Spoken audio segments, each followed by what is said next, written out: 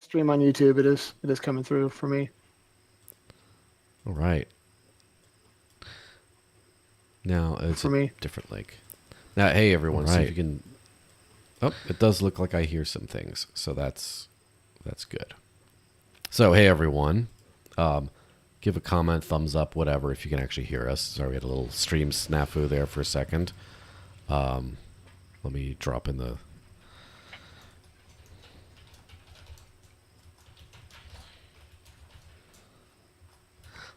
Let us know if you can hear us, and I think we'll be good. But yeah, hey, just another day, another bit of tech, right? Hmm. But anyway, I didn't actually ask you even off air yet because we've been dealing with all this stuff. How are you doing, Steve? Doing well. I cannot complain. This time of the year is when my day job ramps up exponentially. The last quarter of the year, I'm just buried in TradFi nonsense.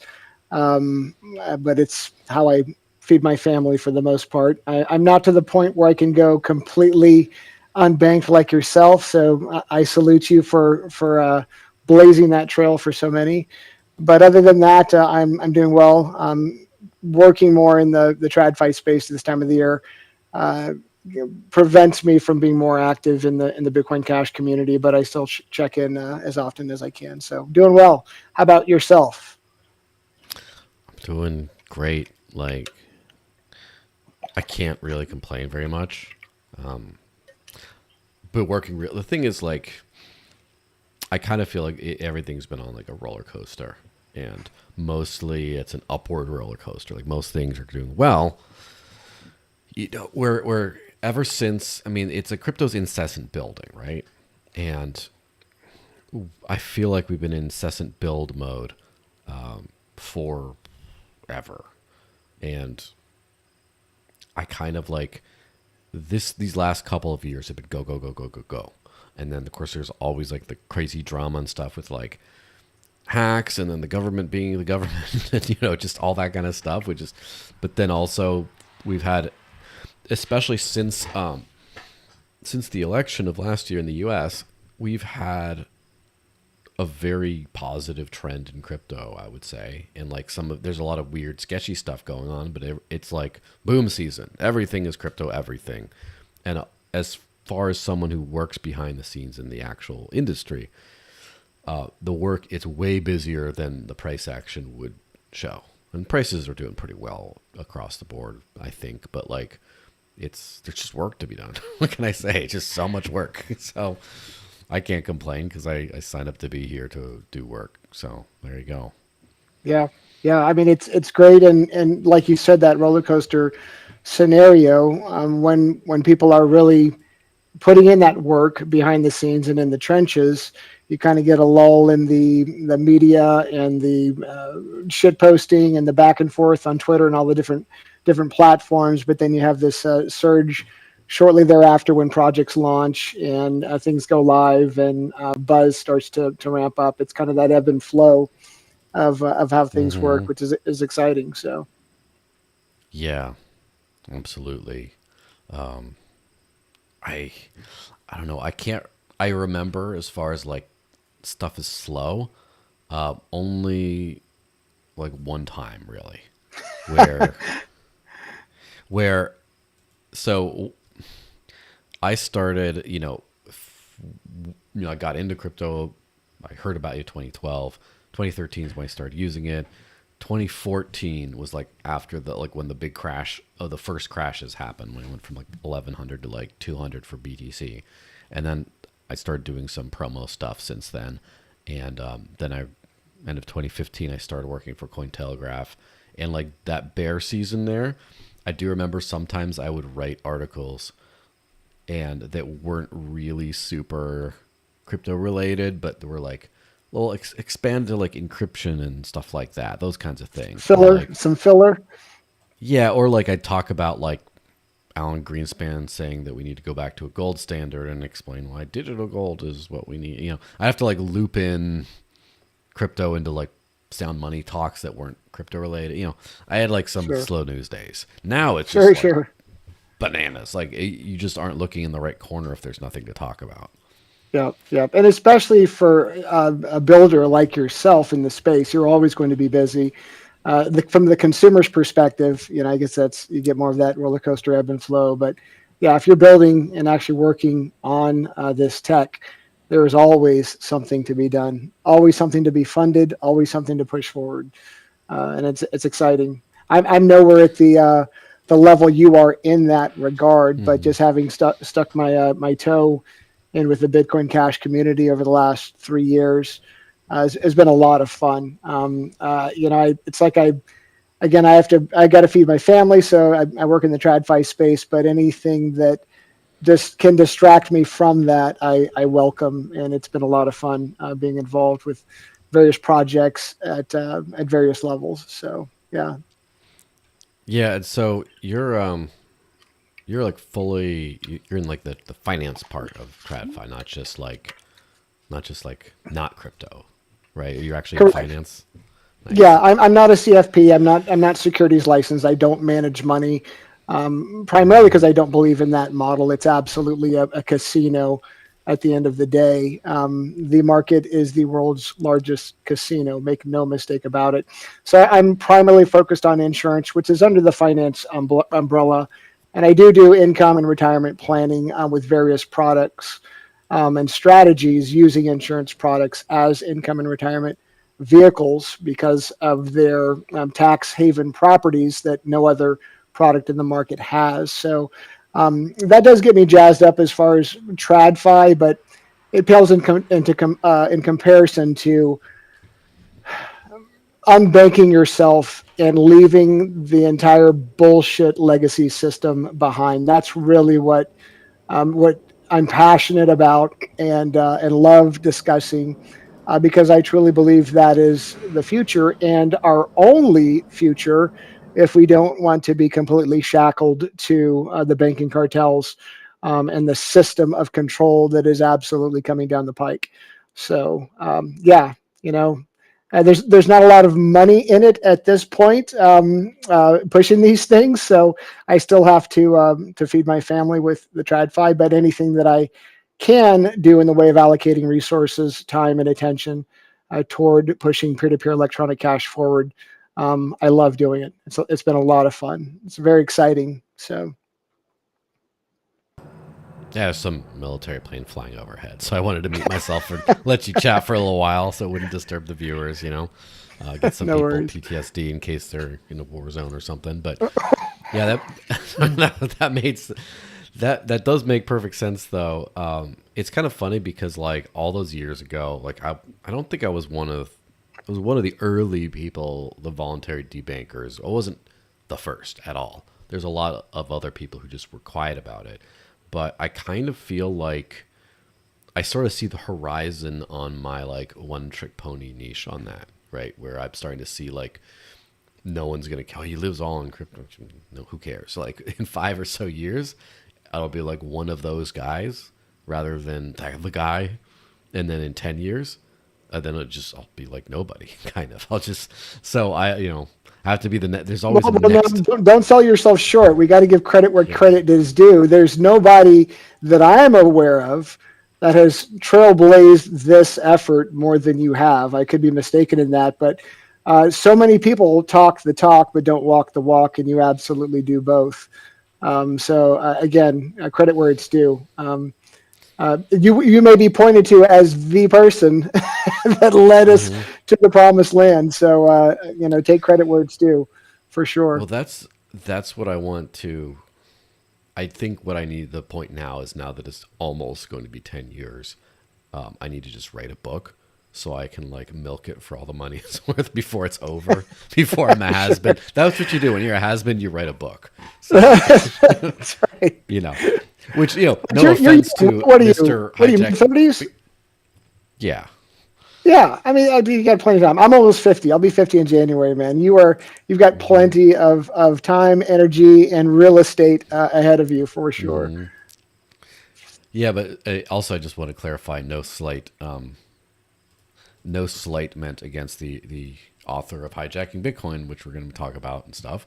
But it is kind of like even so, like Roger's heyday was the past years of like getting the crypto movement started, and then the whole Bitcoin Cash stuff and just everything. And it's kind of like, I wouldn't say like a retirement type thing, but it's almost when things quieted down a little bit, then the book came out, and you kind of got that second wind. And I think that is one of the benefits of the timing of that book is, I think that people sort of enough people forgot about him right when it hit, which is good because then you got a fresh hit of that information, right? You have a fresh hit of that where it's not like people that already, oh yeah, that's that dumb B casher. Blah, blah. They don't even know what a B casher is. People reading this book now, and so like Yep. now it hit it at a good time, you know.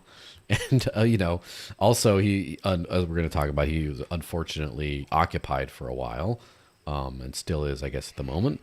But it's good that the book got to get out there and get disseminated into the greater public, before he was otherwise occupied at this time. What do you think? I guess it depends on how big your tinfoil hat is with this question. But to me, it's uncanny that within a month of its publication is when, and I think it was literally within a few weeks of the statute of limitations on going after him for that extradition exit tax. Do you think that's just coincidence? When it comes to these kind of things, I kind of vacillate between there are no coincidences and the primrose path of conspiracy theory is broad and straight. So it's like, I don't know. I'm curious as to your thoughts on that, on the timing of when the book came out and when they nabbed him and have detained him for the last almost 2 years. Yeah, I don't like. I wish I had a very clear opinion on this. I don't have a clear opinion. I think it's probably a coincidence regarding the book. Maybe the book made people think about him again, but I think it's more the statute of limitations thing of like they, the administration was cleaning up on everyone. Like the thing is, it was a lot of people during that time, right? As I've said before, like at least 4 people who've been on this very show either are in or have been to prison for crypto related things. I mean, obviously, there's like Roger. I guess you'd call that prison, right? Even though he's detained, right? At least. And then Mark Hopkins, who was selling crypto. I talked to him when I first met him on Twitter, as it was called at the time, when he was on his way in, and just so whenever you get out with your thing, let's chat. And so that's him. Ian Freeman, of course, been on the show, and then he's no longer a free man right now. And then the Samurai Wallet. I don't remember which of the people because again I respect their privacy, but one of them came on and they're all that crackdown Is it happened. Roman? Is that Roman Storm? That's a Tornado Cash, folks. Oh, it's a Tornado There's Cash. That's Roman. right. Okay. I've hung out with Alexei Pertsev, the guy who's in the Netherlands of the Tornado Cash group there. But Gotcha. yeah, so of all those people, like it was all the same year basically. The waning years of the first term, thankfully the only term, right, of the Biden administration, unless medical tech, they have like Mecha Biden coming out and like next time, it'd be better than Kamala still, but anyway. I think there's some evidence that it may have been Mech Biden the entire term he was in. Yes, of course. Yeah, so I think that that's the coincidence of time that they've always been thinking about doing things, and then when they went on the lawfare against the current president, they cracked down on everyone. I think they were just swinging, and he just happened to be like, "Oh, we can still get this guy? Yeah, screw him up." So Yeah. I want to plug Taylor Hudak really quick. I think it's Hudak or Hudak. I don't know if you've read her. I'm sure you've read her article. That one she wrote for the Solari report on the prosecution of Roger Vera lawfare case study.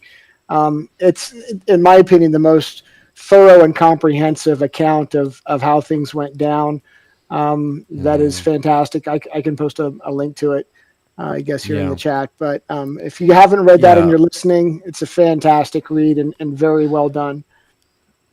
Yeah. Do you have a link handy, or something I should look for? Because if you do have it handy, Yeah, I do have it handy here. Just Telegram message it to me, and I'm gonna actually run the intro and then do my little shell, and then Okay. we can officially get this started. All right, intro time. Ready? 3, 2, 1, go.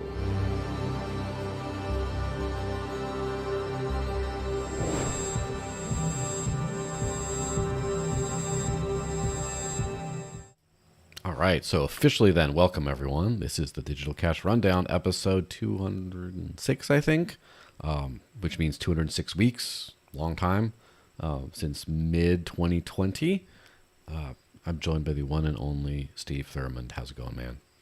Doing well, Joel. Is it Joel or Joel? I want to make sure I get it right. Two syllable, four Joel, letter, got it. two Okay. syllable, very syllable dense for the number of letters. It's Yes, indeed. I will respond to both since you know it's it's spelled exactly like the one syllable one in but I use the other spelling pronunciation because it was technically after my grandfather Giuseppe Luigi or Joseph Lewis or Joe L. So that's why Got it. they pronounce it like that. Got it. Got I it. should have been Joseph L or something maybe, but I like it. Yeah, so we were starting to allude to the Roger Ver stuff. You mentioned this article. I filibustered so you could send me the link. I got the link. It's queued up to put on the screen in a little bit. So let's just dive in. Oops, a little bit too early. Let me just dive right into it. And thankfully, I'm happily sponsored by Coin ATM Radar, a fantastic company, which when buying crypto with cash, an ATM is so much more reliable and safer than meeting some random person in a random place. And unlike an exchange, which could freeze your account or sell paper BCH, guys, get it off the exchange. You truly own all the crypto that you buy. With Coin ATM Radar, you can find crypto ATMs and other services where you could buy or sell cryptos for cash. On the website, search by coin, address, if an ATM supports selling as well as buying, and you can also search by geographical area, such as country, state, and city, and you can check and compare actual current fees at different ATMs. To find out more, go to coinatmradar.com, which is coinatmradar.com or .com. I need to come up with a little jingle, COINATM or something. And I've been meaning to do a search for one of their ATMs, see if there's one in my area, just to test it out. I hear you plugging it on your show often, so I need to check one out. yeah, I have used it to find ATMs in mostly when I travel out of the country because every passing year makes it so much easier to live on crypto, I think, especially in the US. But then when I travel, my knowledge of the situation in other places is not necessarily as good or the info is not as good. So then I just find an ATM, get some euros and stuff. Like especially, I think I've used them to get some euros out of Spain, Germany for before they shut those down, and then Croatia last year. And so, it's for especially like imagine. I mean, you traveled internationally before, right? And Indeed. just imagine you travel, like you land in another country, and you don't have like a bank card or a bank or anything. You're just there. And it's just like, okay, well, I'm going to buy stuff. So it's like a little bit, you know, dicey to like figure out the crypto part of things in like real time.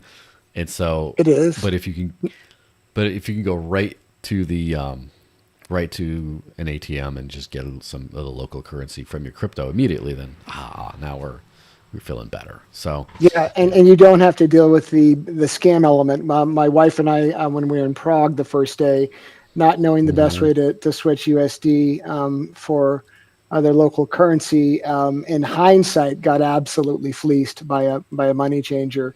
And we realized, it was just a very poor exchange rate that we could have gotten much better just from a banking institution. But thankfully, it wasn't a lot of money that we were swapping. But doing the math afterwards, we realized we got shafted pretty good on that exchange. So you're using these ATMs primarily to off ramp crypto to fiat, correct? yes, not the other way around because I don't have fiat. Over the years, like from the end of 2015 to early to mid 2016, when I was only earning crypto but had a bank account, I would spend crypto anywhere I could, and then at the end of the month, I would sell it for cash so I could pay rent, which was my one thing. And I was doing something, I was using Wall of Coins, which was kind of like a local Bitcoins type stuff where people deposit cash into your account and then the Bitcoin to get released from escrow. So I did that. And then after I closed my bank account, then I did still sell for cash here and there for a while, but it's been a few years since I've done that because I haven't had to, which is nice. And so now there's like I've never bought anything from a crypto ATM because I'm always the other way around. And I think, yeah, last time would have been September in Croatia, but it was kind of interesting because I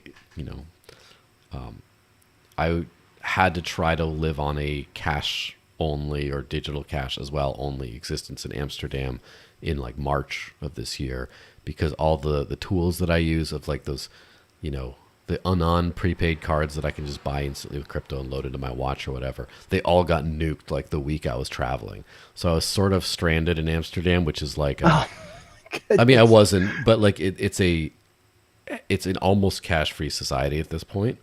And Yeah. so I found a couple of ways of, making it. And I was staying in Harlem, the a little bit west of the city, and that's a very there's a very strong immigrant population there, and immigrants are all about the cash. So some of the cash I was able to get worked for that. But then also, I hung out with a lot of crypto people because I was there for a crypto event, and I just managed to peer to peer it and just get by the whole time. And so then Now, you said those cards got nuked. What do you mean by that? What happened in that scenario? so basically, the financial system. Again, you probably know more about the legacy financial system than most people I talk to on that. But like, there's a bunch of prepaid card issuers, right? And like, I think that the crypto sites like buy these cards from some sort of like a wholesaler or something like that. And so you pay crypto, they give you the card, and then they do the go between, right? And Sure. so I noticed that like, because like Bitrefill had one, and Piggy Cards had one as well, and Zipto I think had another. Like they all had like the same kinds of cards, and they all just vanished in unison. And I asked one of the Ah, CEOs, I was like, "What happened?" I'm like, "Oh, they got one out of the business," and so I'm like, "Damn." but And so you'd already purchased the card, so did you get a refund, or were they just bricked completely? well, I don't have like I keep all my money in crypto, so I usually get Sure. one ahead of time, and so like it wasn't available to get ahead of time, right? As Okay. far as like Okay. it wasn't All like right. I had like a little bit there. There's also a card. Bitrefill was kind of the first to switch over, but they have a non card with like no name on it or anything that works beautifully, but it only works for U.S. merchants. It will not work outside of the country. And so Gotcha. I had Gotcha. some in there, but it didn't work for me, right? So Gotcha. I had to I was peer to under the peer. impression that I was under the impression that you had loaded or purchased these cards and then they did not work. But you said they just went away, so you weren't able to purchase them. No, that has happened to me before, though. It has not got me in a bad situation, but it has happened before where one of the cards that I was using just got like nuked because whatever, and so I'm like, And all it had a right, balance on it. yes. So this is a card that I was testing out for a company called Spritz, which lets you pay all your bills with crypto. And Hmm. they were working with a couple card providers. Apparently, someone was doing something fraudulent or something with some of these things. So their provider just froze all the cards, and to this day has not paid them back. And they're like exploring litigation against them and stuff. And so they actually said like if you want to claim some of your missing balance, like we'll pay you back like a small percentage out of our own pockets just to try to make you feel better because what we're suing these guys. So like, yeah, I mean, it's not always nice. Yeah, yeah. I used when I was in headed to Ljubljana for Bliss, not this year, but last year in 2024. I was able to do the Hmm. entire trip using Travala, and at the time over there in Ljubljana, Slovenia, Go Crypto was still easily accessible in a lot of merchants, vendors, restaurants, the hotel, etc. But I did have to buy a card through Coinsbee just to get out of the U.S. essentially because I wanted that entire trip to be done on nothing but BCH, which I was successful. So I use Coinsbee, and I have noticed going on there. I haven't been on there in a while, but it seemed like they were part of that group that got all of their cards nuked as well. I don't know if that's changed. I've not looked in a bit, but um, it rings true, I guess, as to what you were saying. It might have been part of that same scenario because I'm assuming they're using all the same processors to do that crypto to fiat conversion. Yeah, I mean they're reselling like a digital good. Like Yeah. that's usually what they're doing.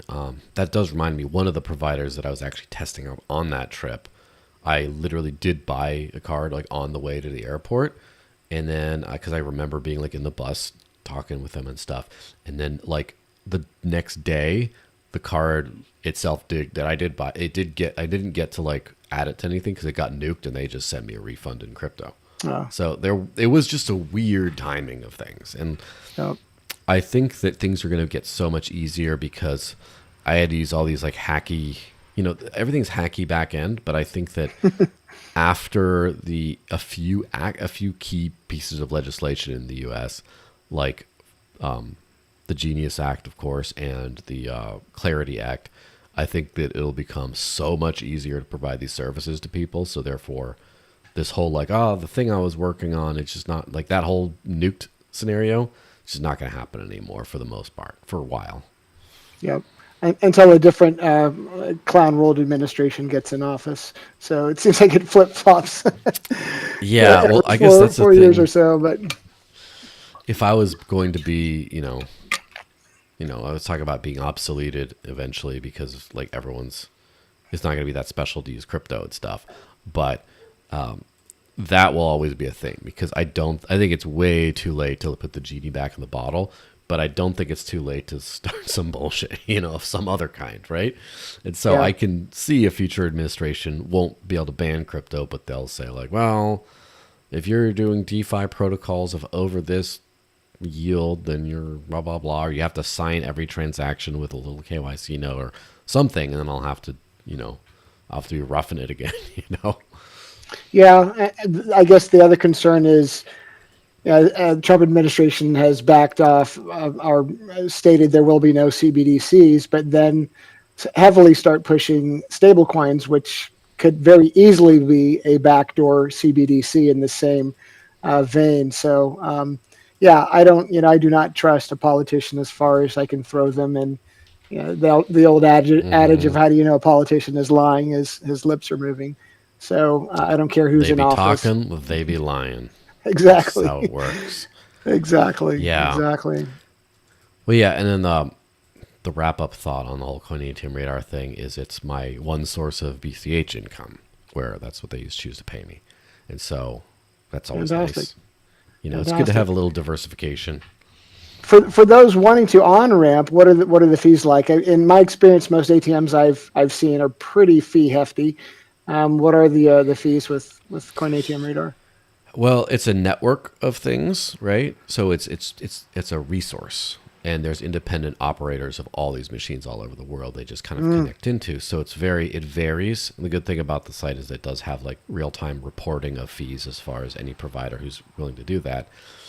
I don't remember what I've paid, but I think when I've done it, I mean, my favorite machine, the only one I've really used is a company called shitcoins.club. I think they might have rebranded to Bitomat or something that's a little bit less catchy. But these big Bitcoin shaped ATMs, they look like the Bitcoin symbol, and they would uh, always let you sell like either any or just a relatively high amount with just no KYC or anything, which is what I like. And yeah. so it would always be like, I don't know, it's like sometimes these things can get really expensive. Like I've seen upwards of 15% fees on ATMs before. I mean, it gets pretty high. Yeah. I think that this was somewhere in the 3 to 6% range, which is Oh, okay. reasonable, very reasonable. Yeah. When Yeah. I used it, again, check your local ones. I'll have to actually check out. Let me. I'm gonna just check a random one close to me on the map, see what it says, and then, well, it's not refreshing real time, but we should probably just get on with the Roger stuff anyway. No So worries. I'm No just going to worries. throw this New York Times article here. Not to say it's an excellent source. I mean, I got to put the fake news on the screen once in a while. So Of anyway, course. crypto investor known as Bitcoin Jesus reaches deal with prosecutors. And in Trump's administration's latest example of dialing back cryptocurrency enforcement, Roger Ver agreed to pay about 48 million to end a tax fraud case. So, I think we can kind of like stop there. Just sit on that for a while.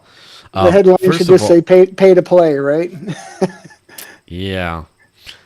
First of all, let's just break this down. So, crypto investor known as Bitcoin Jesus. I'm glad they are still using that term because it's better than the Bitcoin Judas or whatever the Maxis like to say these days. Right. Says it says in the Trump administration's latest example of dialing back cryptocurrency enforcement. So, do you think this is an example of dialing back cryptocurrency enforcement? I think it kind of does echo that. I think what was the report DOJ released earlier this year of saying just that. But again, you have to read through the lines there. As I stated earlier, I don't trust much of anything that comes out of the political sphere, or at least I have a very Mm-hmm. healthy distrust. But it does echo the that was it a DOJ report that came out I think earlier this year saying that they're essentially not going to use lawfare or jail anyone for crypto crimes of this nature.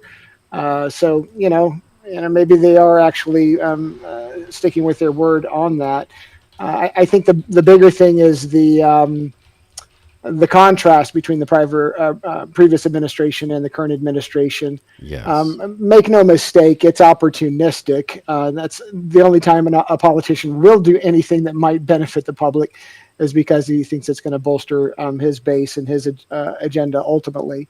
But Trump generally has been accepted as the pro crypto advocate, despite launching a shitcoin for himself and his entire family within the first week of office. But yeah, I guess it's a step in the right direction. But if I could encourage everyone to always have a healthy distrust of anything that's coming top down in that regard. But in this case, it does seem to have worked out for the best in Rogers' case, even though 48 million is nothing to scoff at. That's a large chunk of change. So, but at the end Yeah. of the day, it's probably just a pay to play scenario, and maybe I don't know. Maybe signaling a cooling effect. Well, not a cooling effect, but backing off on the more heavy-handed approach to crypto, which is, we'll take every inch that we can. Hopefully, turn it into a mile. So, Yeah, absolutely. What I would disagree with what this headline says, I don't like this guy who hasn't been in a U.S. citizen in like 12 years or something crazy like that, who doesn't do business in the U.S. is like completely out. Who you're shaking him down for 48 million. Otherwise, he's going to prison for at least some time. I mean, they threatened 108 years or whatever, the previous administration. But the point is, that's not great, right? Let me just no, say that's not. yeah, It's a marked improvement over the last administration, though, which is insane. That this is an improvement. Yeah, pay 48 yeah, million, you go to prison for the rest of your life is the improvement. Holy yeah, crap! right. Yeah, yeah. Just another day in clown world.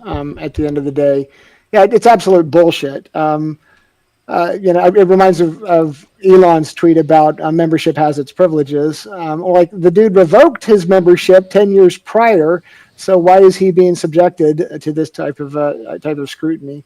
Who knows at the end of the day?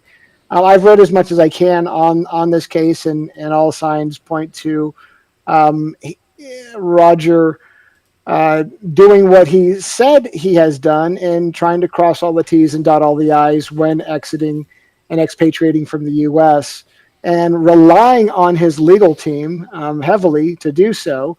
So, love him or hate him, it really irked me when I saw quote unquote cryptocurrency enthusiasts throwing him under the bus. Oh yeah. During that whole time, it was really disheartening to see. I don't care if you hate the guy, you have to concede that there is probably no single person that has done more to advance peer-to-peer electronic cash for the world than Roger Ver. Hence the nickname he earned in Bitcoin Jesus, which he said he doesn't even like. But Yeah, of course. I mean, you got to give that credit where it's due, even if you don't like the guy. But yeah, and like I know him decently well, right? Not what I call like a one of his closest friends, even though I think that would be nice to be. But he just lives somewhere else and has had all these troubles all this time, having bigger fish to fry than being my pal. Even though he's been on this podcast a few times, right? He let me say the most steel manning of the government side of things that I can say kind of in this thing before going back to like what my actual feelings, just in the attempt of being like fair. The world was a crazy place. Like is crypto had in my early days of using crypto, I was thinking like this is like hiding. I'm not hiding from the government because they never hid, but this is like revolutionary stuff. Every previous currency attempt that was not government sanctioned had people go into prison, and they probably would have sent Satoshi to prison if he had been easily accessible and not hanging out there in Australia. Am I right, Craig? Just kidding. I have to troll people once in a while, but so like that would have been shut down, and so I was sort of always waiting for the one other foot to drop on this thing. I was waiting for the government crackdown that literally never came. The government crackdown came in the last couple of years, the last years of the Biden administration. Some people did go to prison. Some chilling effects happened. But I am very grateful at how little it happened and how late it was. And how much of a backlash happened. Like, I'm very grateful for the way that happened. So there was no clarity at the time. I have a feeling, and this is, again, pure speculation. This is me playing statist advocate, by the way. So just don't clip this and be like, look at this bastard. But I have a feeling that Roger tried to pay the least possible. Which, come on, who wouldn't, right? But right. like, I think he was trying to get away with paying the least possible, and it's like, well, this isn't classified as this. My attorneys tell me this. Okay, I'm gonna just not, something that in today's legal climate, crypto-focused tax professionals today would be like, dude, it's not good. You gotta, it would be very different. It was a different time then, and I would speculate he took a risk, maybe, that turned out poorly in the end. So that's and so this is my saying that it's not government. It is totally a government overreach. But this is my steel manning of the case of Sure. they just, when they figured it out more, they're just like, hey, we found this guy who we have a real case that he didn't pay what they charge, which again, I think the exit tax is complete nonsense anyway, but just saying. And then they probably were like, okay, we can probably still, this guy's also a loudmouth who doesn't like us. So let's do donates to a lot of causes, by the way, doing so many causes from what I've heard in the greater anti-government movement. And so they're like, why don't we just shake this guy down real quick and make an example out of him? And then I would think the Trump administration was then like, he's not a U.S. citizen, so we don't care. And then they're just like, all right, well, I don't know. This is not like a win-win for us, but we also got like a rich guy trapped. So let's just get some money from him and call it a day. Yep. And that's kind of what happened, Yeah.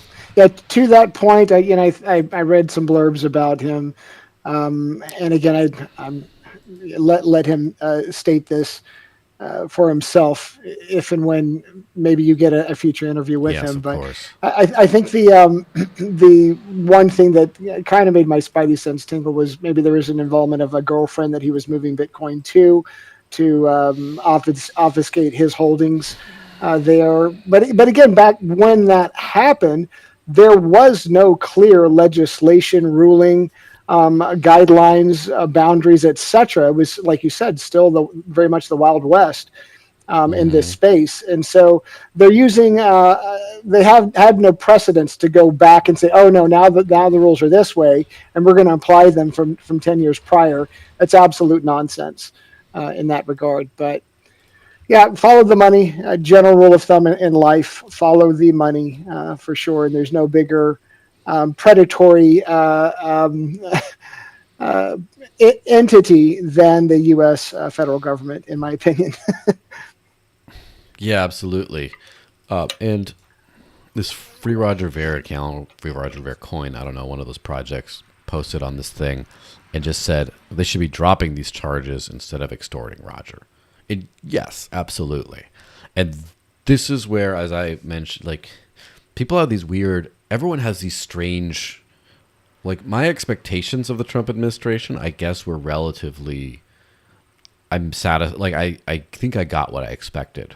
You know, I expected different things at different times. To be clear, like when I did not expect to get this much on crypto, especially not Ross Ulbricht Fried. You know, back like last fall, like last like September or something like that. I did not expect things to go so well as they were in the first couple weeks of the administration or the first month, and then with that context, I did not expect things to go as poorly as they've gone since then. Right. On the whole, I don't know if anyone's lunatic enough to believe this guy was like a non-corrupt or a libertarian person. Just neither of those things. And so, like, dropping the charges is the right thing to do. And I never expected Trump to be the right thing to do kind of a guy, really, on the Yeah. whole. It's so, like, I think we got exactly what we could have expected out of this situation. And of Yeah. course, maybe Roger can at some point tell us. Maybe he can't. I'm sure there must have been some negotiations behind the scenes. You can almost I'm guarantee that is the case. I would say. I'm guessing there wasn't an offer on day one for this kind of settlement, and I also am guessing even if there was not an acceptance of that offer for a long time. Not like you shouldn't be like, hey, you got a lot of money, just give it to the government because they. I mean, that's just it's a ridiculous world we live in, Yeah. right? But Well, anyway, to that point that you're making, you've got to think this. As far as I can tell, Roger is a very principled individual, yes, and has historically dug his heels in when it counts the most. So I guess at some point everyone maybe has their breaking point. He's essentially sacrificed nearly 2 years of his life. Now I got to say, if you're going to be detained, Majorca is not a bad place, maybe to so be many worse detained. places, Exactly, but still the but same. it's Even if you're in a detainment sucks though. penthouse. Yeah, right, right, exactly.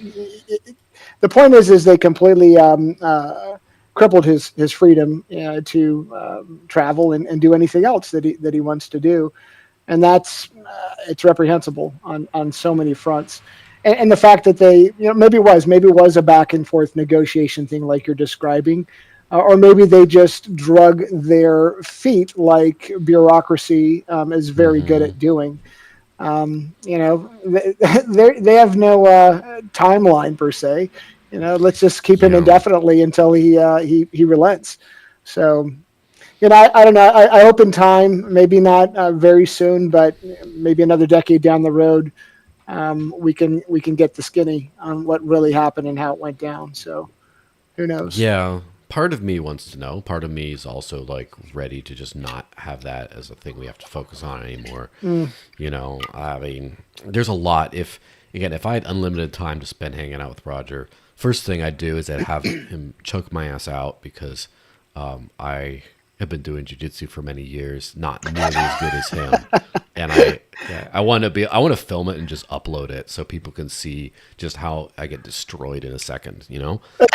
But and also, funny enough, I do. Some people I have worked with have also are better at jujitsu than me, and have also done jujitsu with him, and have also gotten crushed. So I'd do that, but it also there's so much knowledge and lore about just all of crypto, of like what's gone into this and that, and the business of this, and what was the thinking there, and there's just so much stuff that I'd rather spend time on than like, hey, you know what, the worst part of your life in the last couple decades. Do you want to just tell me more about how that happened? Some of which you might be under like NDA on or something. Like, Right. if he wants to, but like, I think there's things that I'm more interested in.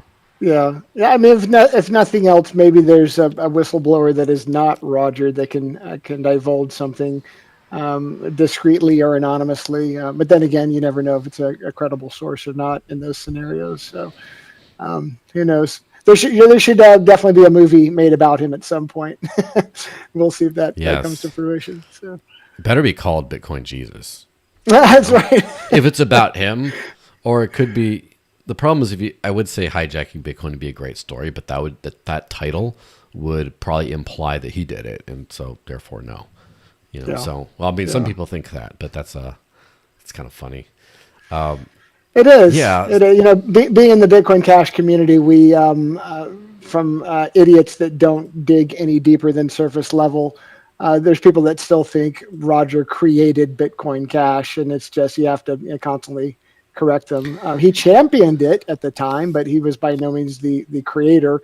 And I guess if you want to lump them into that category as being very instrumental, possibly, but he was also very instrumental in BTC being as prolific as it is. So it's not like it's just something that's specifically akin to BCH.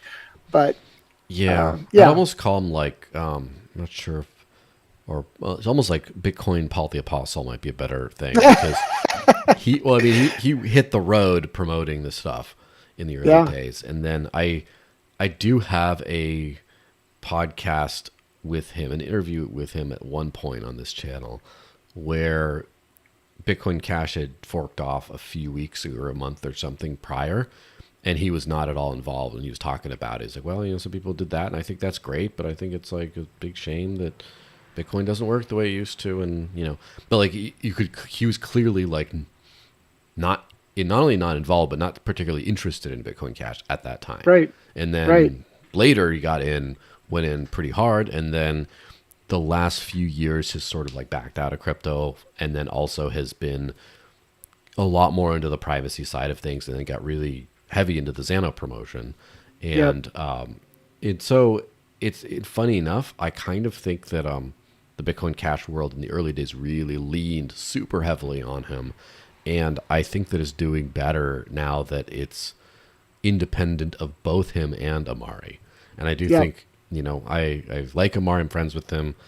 I think he had some very cool ideas. In fact, some that I still wish were in BCH today. But like, I think we can all agree that those two not being figureheads or leaned on as far as like just the way it's running itself now is probably the best thing that could have happened. yeah, yeah. I concur. I guess some pushback that I think is legitimate. For as big as Roger's heart is, and demonstrably so, he has helped hundreds of people around the world. And not looking for credit for that. For as much positive as he has done, he's also had a knack for acquiring some poor bedfellows, if you will, that have kind of tarnished his his image.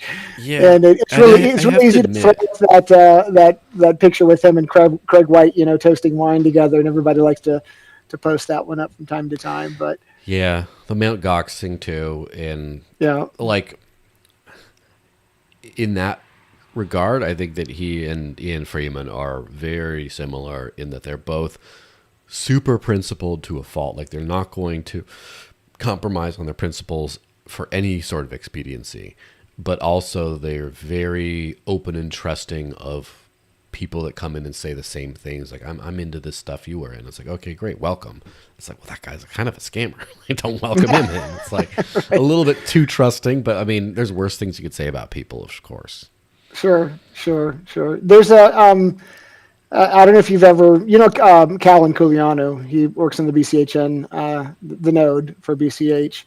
And he was in the thick of it with Amori during that split. If you've not had him on your pod, and not only is he a brilliant individual and a very astute developer, he was in the thick of all of that when it was going down, and so he'd be a good person to interview. I mean, I know you're a big Dash advocate, but if you want to I know talk the to everyone, behind, you know. yeah, yeah, yeah, and I love that about you. But if you want to know a little bit behind the curtain, if you will, during that whole Hmm. time, Callan would be an excellent interview because he was working alongside Amari and other developers on that node during the fork. I'm not volunteering. I'm sorry, Callan, if you don't want to talk about it, but he's just a great person in general and very knowledgeable about that specific subject regarding the split from BTC. So Yeah, for sure.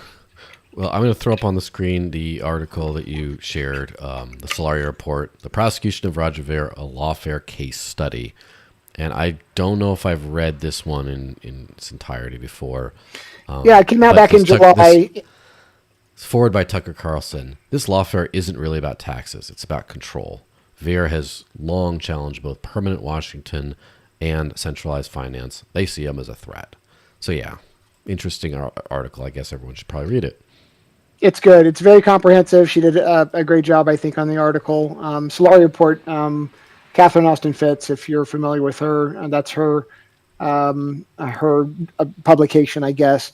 And she has some good content that comes out. But I thought that was if you want a one source scenario on how this all unfolded, it's a great piece that I recommend often. So Yeah, absolutely.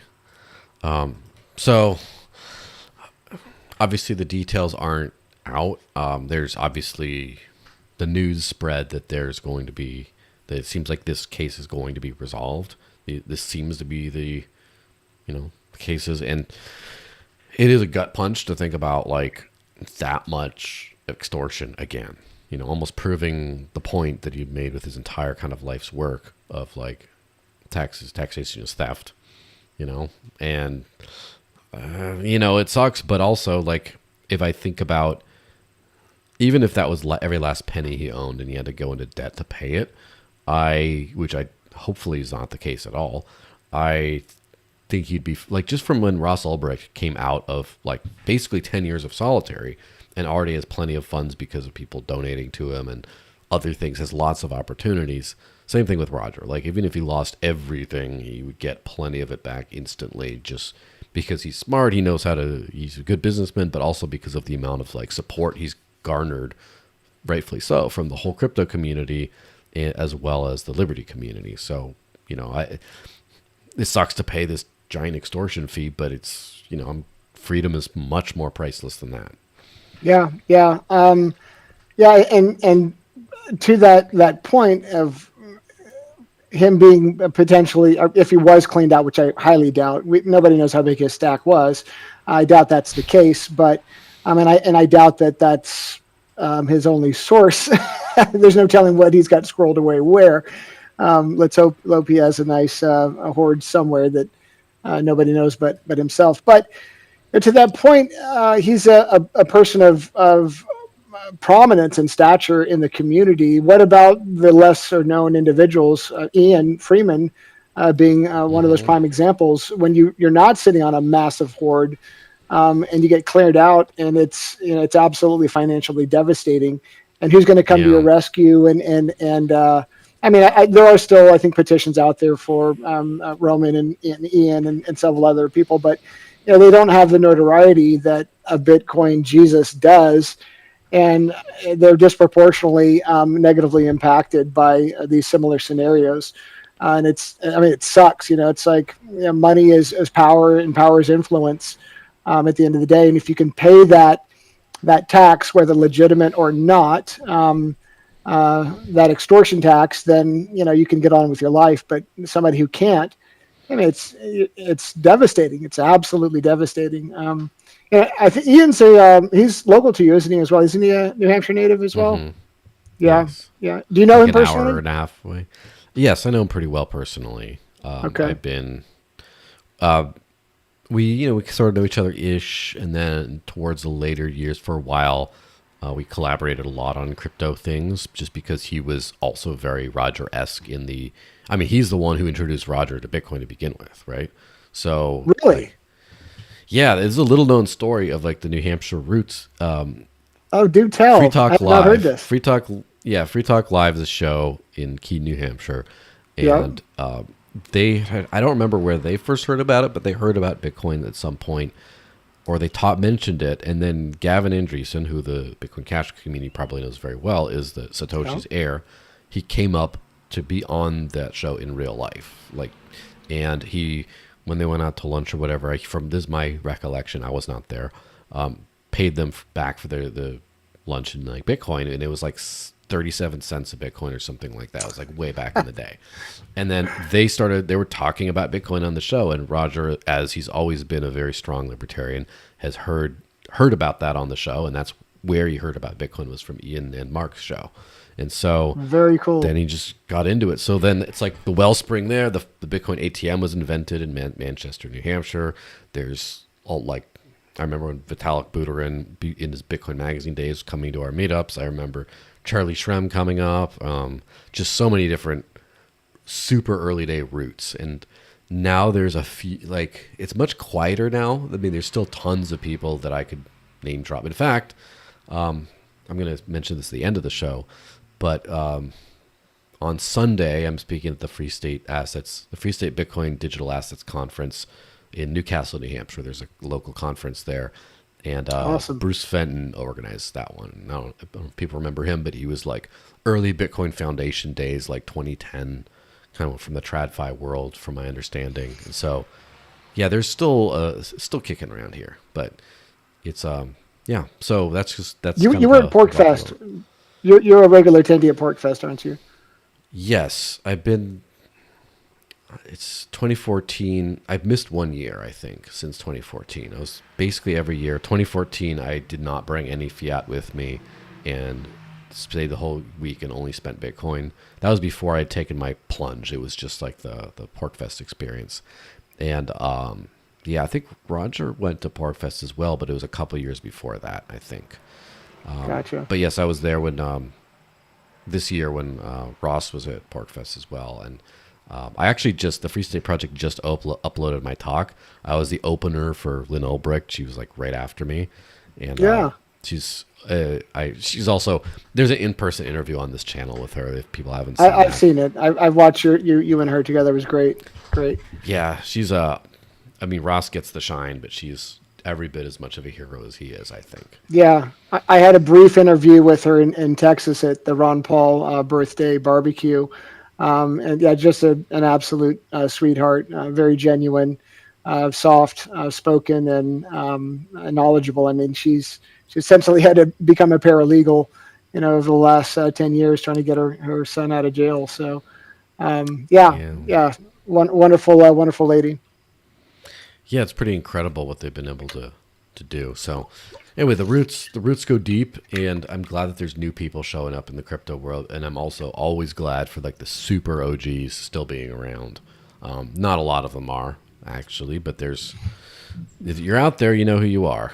That's But right. that kind of That's right. that's probably a good like segue into the privacy coin season thing. So, just if people have not noticed, this month, I think it started on the 1st of October, actually. So literally the entirety of this month. There have been certain cryptocurrencies that have been doing very well in the markets. In particular, the ones that are focused on some kind of privacy. I think Monero's been doing decently. It's been going a little climb up. But Furo like doubled in a day. I have not checked what Xano's been doing, but I know It's Pivex. not bad. I just looked at it earlier. It's been up the high of about 17, 18. I think it's sitting at about 13 now. So yeah, it's been up and down. Yeah, Pivex pumped considerably as well. Dash did over double since the beginning of the month, which is finally good. It's like it's been a while. But Zcash has been the real rocket ship of the movement, which has gone from somewhere like 30 or 40 USD, something like that, to like 220 or 240, somewhere in there. And Yep. it's been, as I posted earlier today, I would throw up on the screen. Is it finally privacy season? So, yeah. So So, first of all, what do you I think? didn't realize that. And correct me if I'm wrong. Dash is Now, so you have the option of it being privacy by default with the Mm-hmm. constant mixing, correct? Or you can Yes. just toggle that off, correct? Yes, it can be on or off, background process, and then there's some, the usernames act as stealth addresses. So create a new address backend every time that no one sees. So it helps your privacy on that front too. And And that's been since the get go, or is that an upgrade that happened along the way? that was the very first feature of Dash in 2014. Now it's gotten Okay. improved and fixed over the years. It wasn't really in the mobile wallets until like recently, like a couple of years ago. And part of that is because I made a tantrum about it a little bit. Like, we need to do this. And it's but the it's been something where that was like the first thing. It was called Dark Coin back in the day. In fact, when I was at PorkFest in 2014, someone was selling bacon pancakes for Dark Coin. That's how I heard about it to begin with. And then ever since, the focus has been much more as like a general digital cash, getting the instant transactions, the usability, all that kind of stuff figured out. And the privacy's always been there. But one of the figureheads of the project for a few years in there, it was right in the heat of like the delisting season when privacy was not cool at all, and he's trying to walk that line of like downplaying it. Let's just focus on other things, and I don't think it worked out. And so now I'm sort of spearheading an effort to do a big technical revamp of the privacy feature as well, and basically bring it into the modern era a little more. So hopefully within a year that will be live and things will be good. But yes, the privacy coin label is always a little bit weird because like, is there a scalability coin? Is there a security coin? Like, these are things that every crypto should sort of have, and it's not like not as binary as you'd think. And so like people have been talking about, for example, Bitcoin Cash doesn't have any built-in privacy features. Cash Fusion is something that people use with it, so it's sort of like an add-on, I guess. And I don't know him well, but I know of at least BitJason has been talking a lot about some covenants, which would give more like zero knowledge style things, which would be the equivalent of like a smart contract, sort of like Railgun on Ethereum for that kind of thing. Now, is Ethereum a privacy coin? People would say no, but can you have top level privacy on it? Yes. So that's where the label gets a little bit weird. I just like sovereignty, and privacy is a big part of that, and so I just promote it wherever it is. Yeah, and I would tend to agree on a personal level.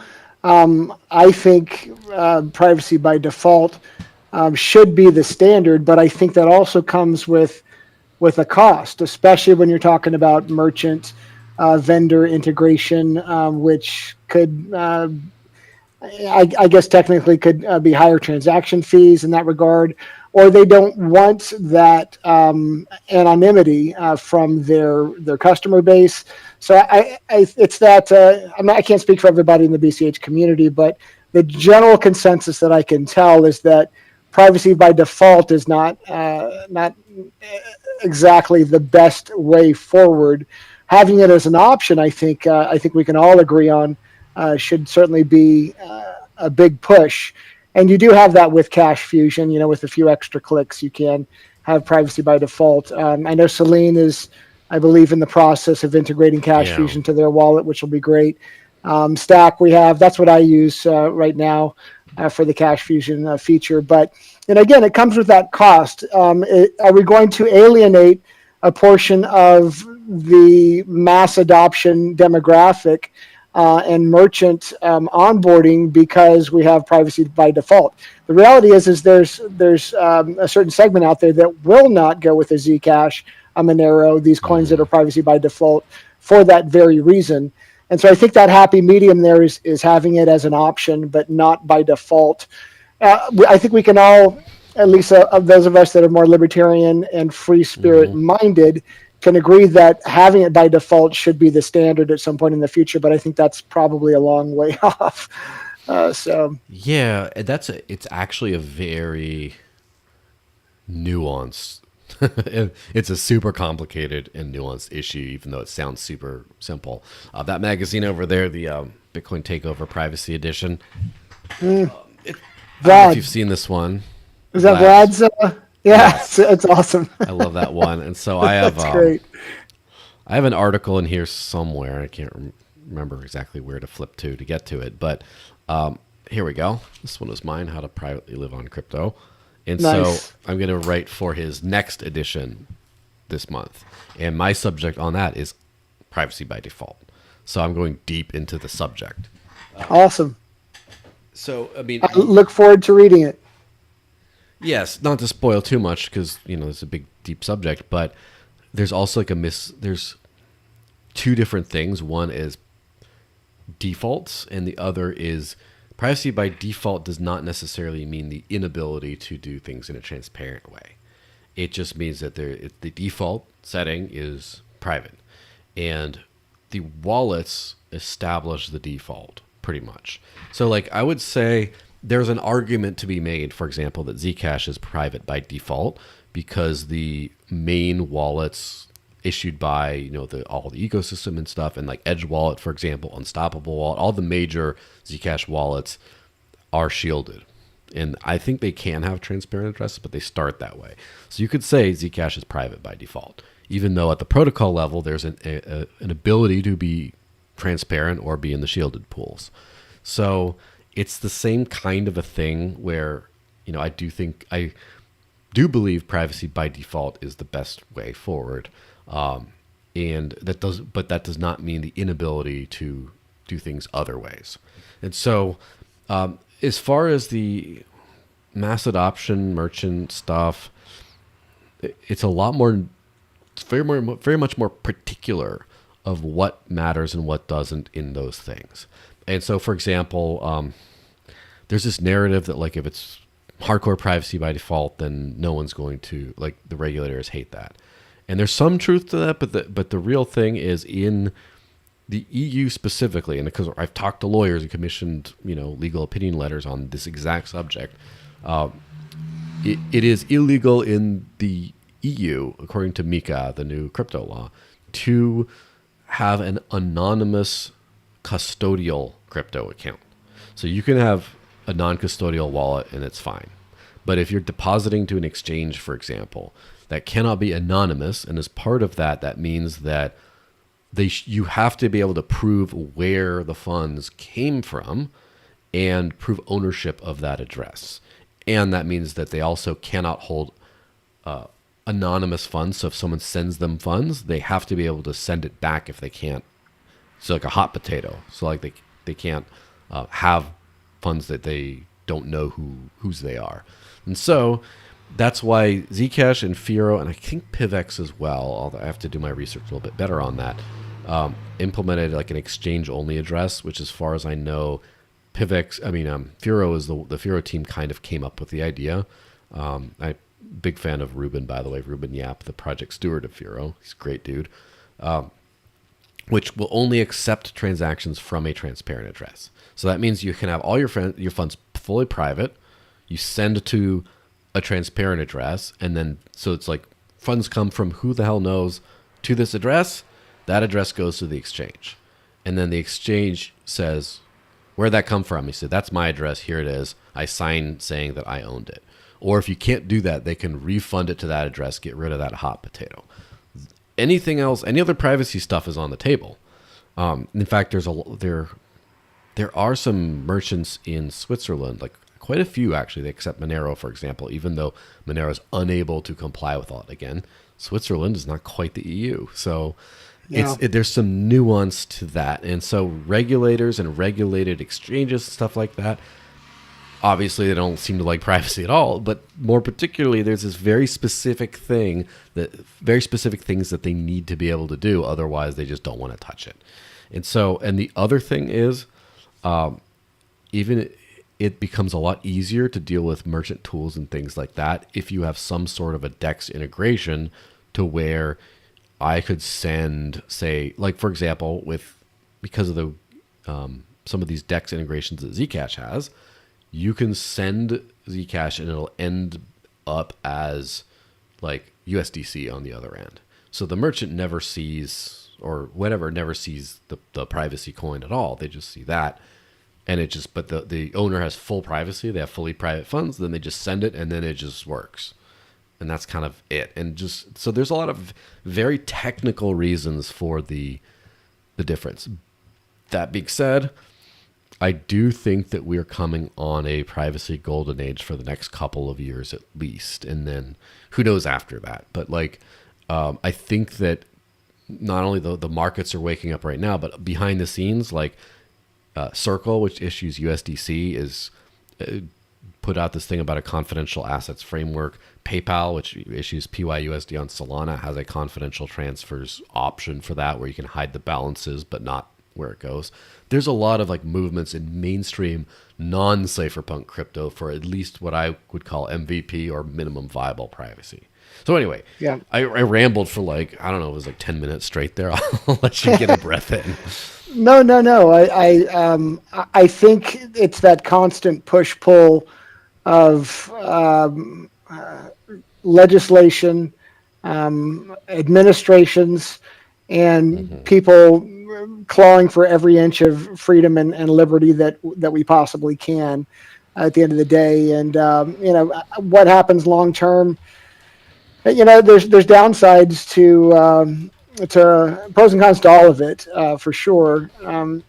The old adage of with great freedom, and I would say with great freedom and great privacy comes great responsibility as well. And there's going to be a portion of the population that's just, tell me what to do, tell me who to follow, tell me who to listen to, let me buy milk and bread, you know. So, who knows? I think by and large, so many of our problems, not only in this country but as human beings on this planet, is the diffusion of responsibility. These are things we should take seriously and be responsible for and more proactive with. And it's really easy to get complacent and diffuse that responsibility off to the shoulders of a representative or a politician or a leader of some sort. And you're talking about bigger picture issues with humanity in general. But yeah, I echo everything that you just said, and I'm a big advocate of it on a personal level. It'll be interesting to see this transitionary period. Like you said early on, we're not putting this genie back in the bottle, and cryptocurrency and cryptography in general is not going anywhere. It's going to become more prolific. What direction we take it in is entirely up to us. One of the most beautiful aspects of this technology is it's permissionless and trustless. We don't have to ask permission. Now, it doesn't mean we're not going to get pushback in these scenarios, but ultimately, with cryptography and decentralization, we've made it exponentially harder for the powers to be to control us and direct us at their whim. So we have the best shot here at leveling the playing field.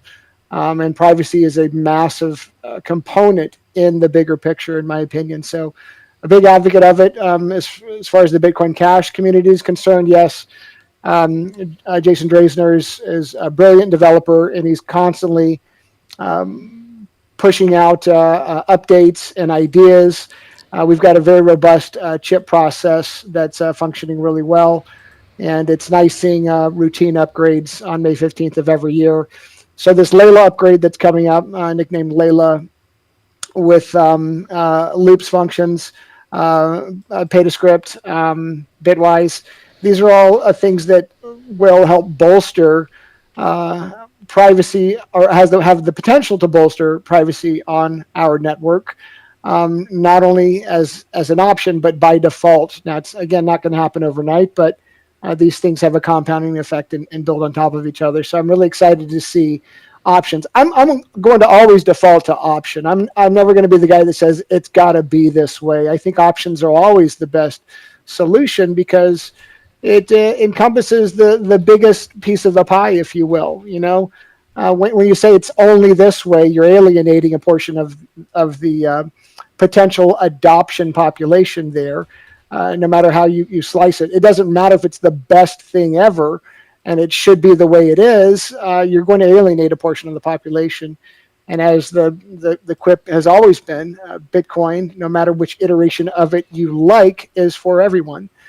So hopefully we can find those happy mediums there in many aspects regarding the privacy argument. But yeah, on a personal note, I'm all for it, but I'm not for pushing any one specific thing on Mm-hmm. one demographic, as long as we adhere to the main principles, of decentralization, trustlessness, permissionlessness, and peer-to-peer electronic cash. That's the foundation of all of this, with the entire goal of making the current system irrelevant. We don't have to fight it. We have the ability to make it irrelevant. That's what's so empowering about this technology. Is being a Ron Paul supporter, I used to chant "End the Fed" at his rallies all the time, and we don't have to end it. Let them play with their funny money all they want. We now have the ability to make it irrelevant. We don't have to end it. Yes. They're going to hang themselves at the end of the day. Let them hang themselves. Let's make them irrelevant in the process, and that's what really fires me up. So Yeah, I couldn't agree more. And as I point out, that I've already ended the Fed in my own life, so it's anyone can end their own Fed. that's right. On that, Exactly. on the privacy stuff, Jeremy from Bitcoin Cash podcast did make some comments in Telegram that I thought, because I'm a privacy nerd, I do like to touch on. He mentioned something about DeFi is either much more difficult or impossible on privacy by default setups, hence why Monero has no stablecoins and probably never will. Stablecoins, AMM prediction markets, etc. You can't do that stuff on privacy chains. So that's I would say mostly true, and this is where it goes beyond my full understanding. I do know that people are able to do DeFi things in a private way on Ethereum, for example, with like the Railgun contract. Then it just looks like the Railgun contract is interacting with all these things rather than the individuals inside of it, and you don't really know how much money anyone has. But it is true that when you do things like have like op-return data in a transaction, that does reveal something, and so some transactions will have it, some won't, and therefore you can tell which ones are payments and which ones are not, even if it's completely private. So it does complicate some things in addition to just the extra data load. But also something I thought is interesting. He said about the inflation bug. He says there's virtually zero chance of an undetected inflation bug in a transparent chain that has privacy features, and this is kind of interesting. It's sort of theoretical, but also like real, as far as there have been some cryptocurrencies that have gone kaput because they had a fully private supply and there was an inflation bug that no one saw, and then before you know it, everyone just had, like, some hacker just stole everything and inflated the supply. You could not really roll it, and you did not know how to roll it back. I have not dug too much into the details of how Monero seems to be very confident in not having it. One thing that I do like about, for example, the Zcash model, right? Or, for example, Litecoin. Let's not forget Litecoin here. Litecoin has the MWeb, so all transactions in the MWeb, that all looks like one big thing. There's a possibility for inflation bugs always, but if you have a turnstiling system so for example, let's just say there's I think 21 million Zcash is the eventual, or ZEC, as they call it, is the eventual supply. Let's just say we hit that today for simplicity's sake. There can never be any more than 21 million in the transparent pools. So if you move a bunch to shielded, or most of it shielded, if there's inflation bugs, so now there's 21 trillion in there, everyone withdraws, only 21 million can ever come out. So the worst thing that can happen in that case is some people are stuck behind, where a hacker took their version of the money because they inflated it, they got out first, and then there's people stuck behind. And as they migrate shielded pools, like there was the Sprout pool, then a Sapling, now Orchard, every time you migrate, it just sort of like, if there was an inflation bug in that one, you're out of it now. If there's inflation bug in that one, now you're out of it now. And so the turnstiling kind of like keeps this from being a problem. It's never not an issue, but if it's never like you can't have a problem, but it is that you cannot have, so for example, let's say there's a contract in BCH that happens that does this level of privacy. Any money in the contract, no one can see what is in or what is not. You just know how much is in there. You don't know whose is whose. There is a possibility that if there's an exploit, someone could mint infinite whatever, and then all the money that was ever in the contract exits.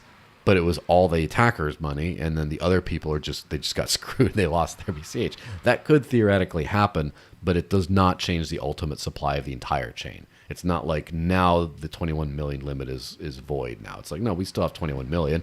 We could still be, it could still be proven. So just something on those little inflation bug things, because it's like a nerdy little thing that just gets me excited sometimes to talk about. Yeah, well, it's specific to Monero. That's been one of the, I guess, pushbacks from other communities is that inflation bug.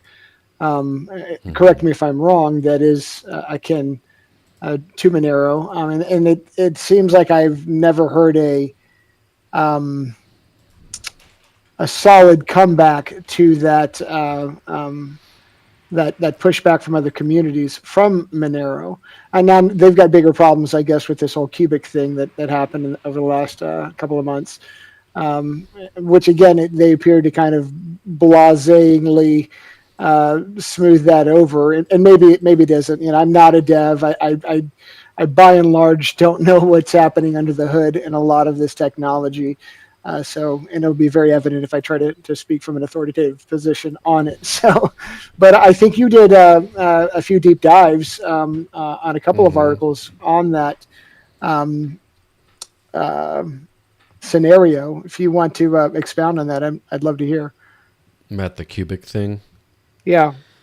Yeah, well, basically, and this is for any like proof of work people should understand it pretty well. Like, anyone, you start with Bitcoin, SHA-256, anyone can mine on I've seen people mining on their home laptops, like Bitcoin from in the early days. And then eventually, specialized hardware known as ASICs get created. And now Bitcoin is 100% ASIC now.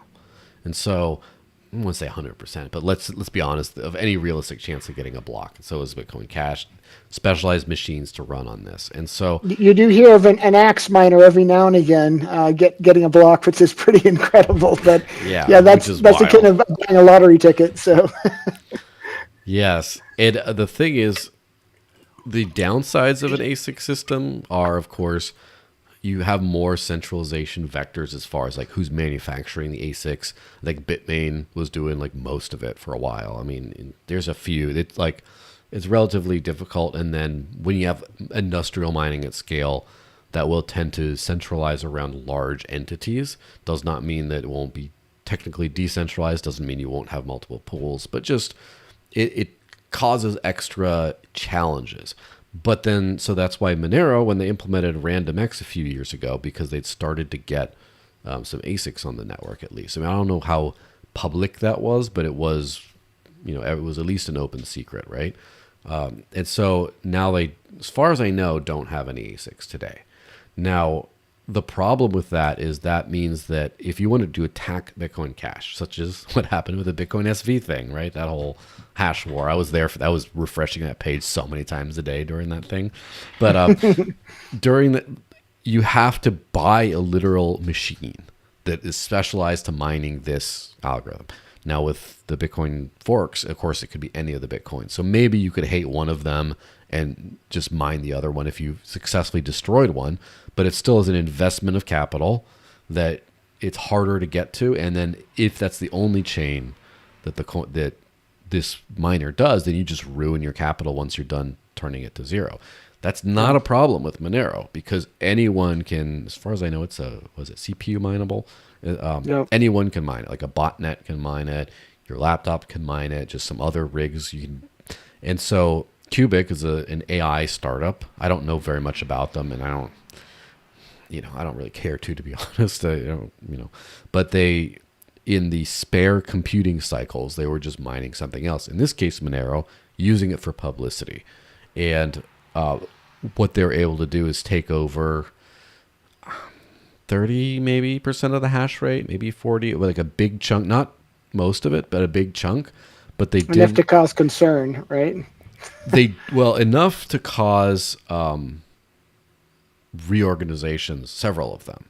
And their last one they did, their last hurrah, it's like 19 or 20 block records, right?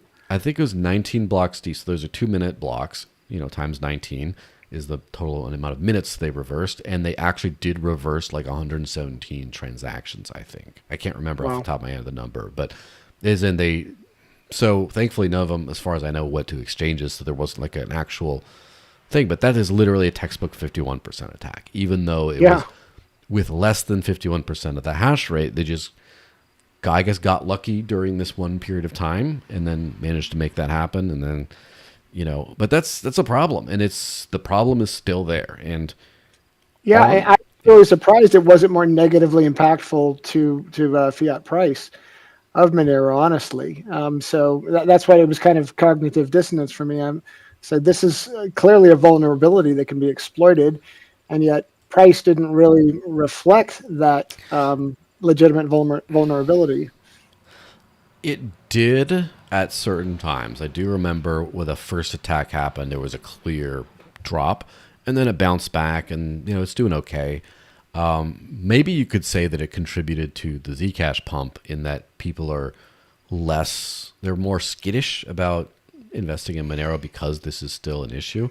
And I wrote an Yep. article on exactly my proposed solution for this and stuff. Again, don't necessarily need to rehash all that stuff, but I know there are a few different things being worked on internally to figure out how to make this harder to attack. And I don't think any of them are close to being done, so I'm not going to talk on them and on something that might not exist. But Yeah. it's important to note Zcash has had a relatively centralized mining situation where I think, again, I just see one graphic which was true at one point where like 70% of the hash rate was one mining pool or something like that. I don't know if that is day to day, but which I have to say, I don't like that. That's not good. That's a concern. But it's an ASIC mined coin, meaning that if the attacker, and I think they're on their own algo, so that means if the one pool decided to destroy the chain, you just ruin all the equipment and it just would be worthless. So they have an incentive not to, and also they just have not. There have not been attacks and reorgs, unlike with Monero. Yeah. But from what Zuko tells me, they're working on something called Crosslink, which would basically add like a proof of stake style finality layer. So it'd be a hybrid model they're working on. I don't know how far out that is, but at least they're making progress towards that. I hope Monero is doing the same thing. I know some people have talked about that, but the very concept of anything staked in that community is they don't like it. It's So, verboten. Yeah. But I don't know. isn't Exciting that's times what, though, huh? yeah, indeed. Xano's a hybrid. Yes. Yeah. But Yeah. it seems like I read something where they're moving more towards just proof of stake. I could be wrong on that. Yeah, I'm But not I knew sure. when it started, it was a hybrid. Joel, I give think me 2 minutes, man. I got to step away. I've drank too much water. yeah, no problem. I will filibuster for you in the meantime. Hold on a So I'll second. be right back. All right. So, let me see. Here we go.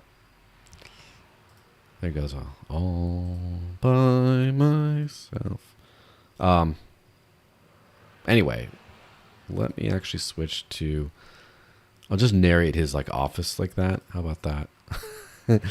Anyway, go back to that. Just there in the office. I got the angles all screwed up here. No, but I'm just going to talk through this thing here. During this whole thing, I screenshotted this that happened to be perfect that showed up on my screen here, where Monero accepted here. I don't know who that is. It might be, I have a suspicion of who that might be, but that's for a different thing. Had a post that said, had to mute the words Zec and Zcash, but not Ztrash. Ztrash posts make sense. It's like, oh, okay, guy. And like immediately before, perfect in my timeline, happened to be a post from Zuko saying, I was talking to a family member about the price of Zcash going up. I said, one good thing about it is it convinces the makers of other products that people really do care about their privacy and freedom. And I think it's an interesting contrast right there, right? Because the Monero world has been absolutely, again, I can't say everyone, right? But the Monero world largely has been like, been losing it over Zcash doing pretty well with the price, like very well, I should say. And it's crazy to me just how like every Monero account that I know of has been screaming from the top of their lungs in agony at the Zcash price pump. And I'm like, dude, you guys are going up too, just not as much. It's like, isn't Yeah. this good? And then you have Zuko thinking about, well, the price is nice, but I think the real nice part about the price is it convinces people that people actually care about privacy and freedom and will build more tools that help that. It's like a market signal that people value that. And I'm like, well, that's what I'm about. I'm much more about that. So there are some people, there are some sane voices in the Monero community, and I should have probably have queued up a bunch of their posts to give them a shout out. But too much of this has been like competitive. Like too many people in the Monero community today hate Zcash with a passion far outweighing their hatred for central banks. And that's backwards to me. Like, you might not think Zcash is the perfect solution. And over the years, I think it's a much better spot right now, but I think that there were a lot of legitimate criticisms of Zcash over the years.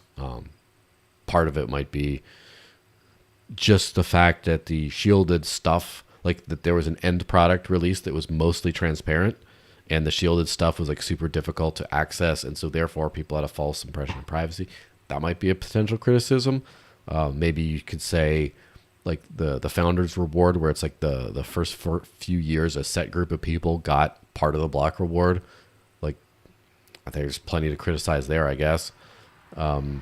There's some other things where a few years ago Zcash released stuff under the Bootstrap open source license, which basically said it's fully open source in 2 years after creation, but in the meantime you have to ask permission, otherwise you are not licensed to use this. And I like fully open source from the beginning. That got removed the first day Josh Swire took over the Electric Coin Company, which huge props to him. He's kind of responsible for a lot of the comeback season in Zcash. But like, yeah, there's stuff you can criticize, but this whole like, oh my gosh, I'm dying, we're writhing in pain because Zcash is pumping. It's just like, just so weird to me. Yeah. I think you're bringing up specific individuals regarding these various projects, and early on, you were mentioning Satoshi and how there was nobody to go after.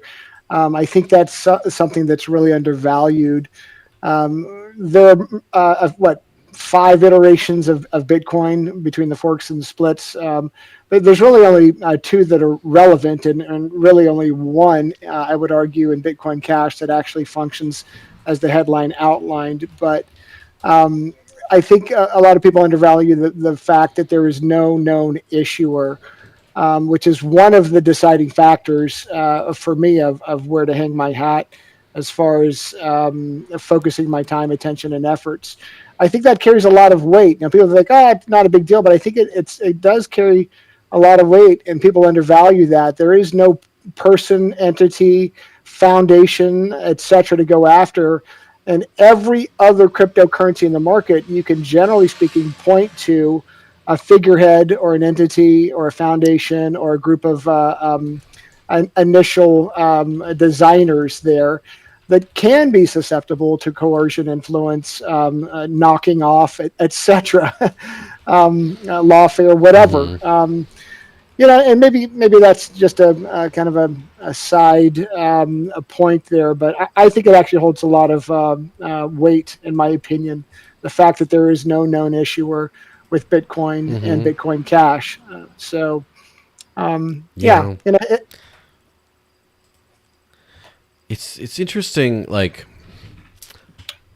Justin Bonds, who was a former BCH hardcore guy, now he's doing plenty of other things, but still very nostalgic about it.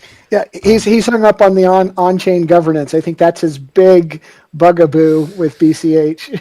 Yeah, well, and here's the thing: on-chain governance is the entire reason or the one thing that got me involved heavily in Dash starting in 2016, because Bitcoin went to shit because Blockstream hijacked the governance process, and I was like, I don't want that ever happen again.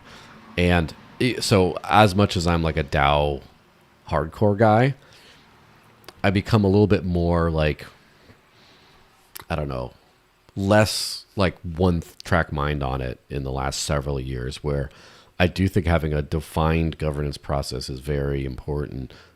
But I kind of feel like I don't know enough about it, but it seems like Bitcoin Cash does have a defined governance process, right? Even though it's not built into a protocol, it's like a very strong cultural thing through the chip process of this is how it's done, and et cetera.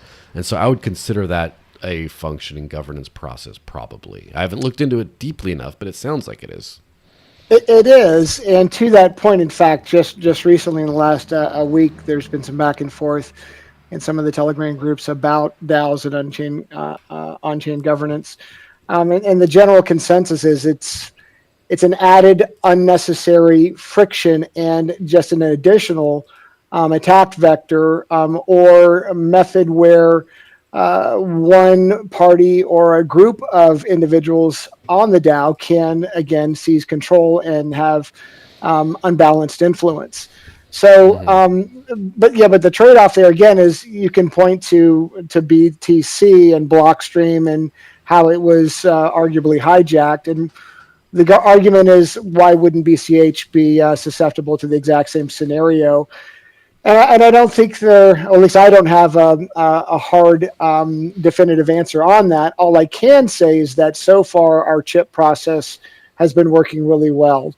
And I guess things work well until they don't. Maybe that is the case. Yeah.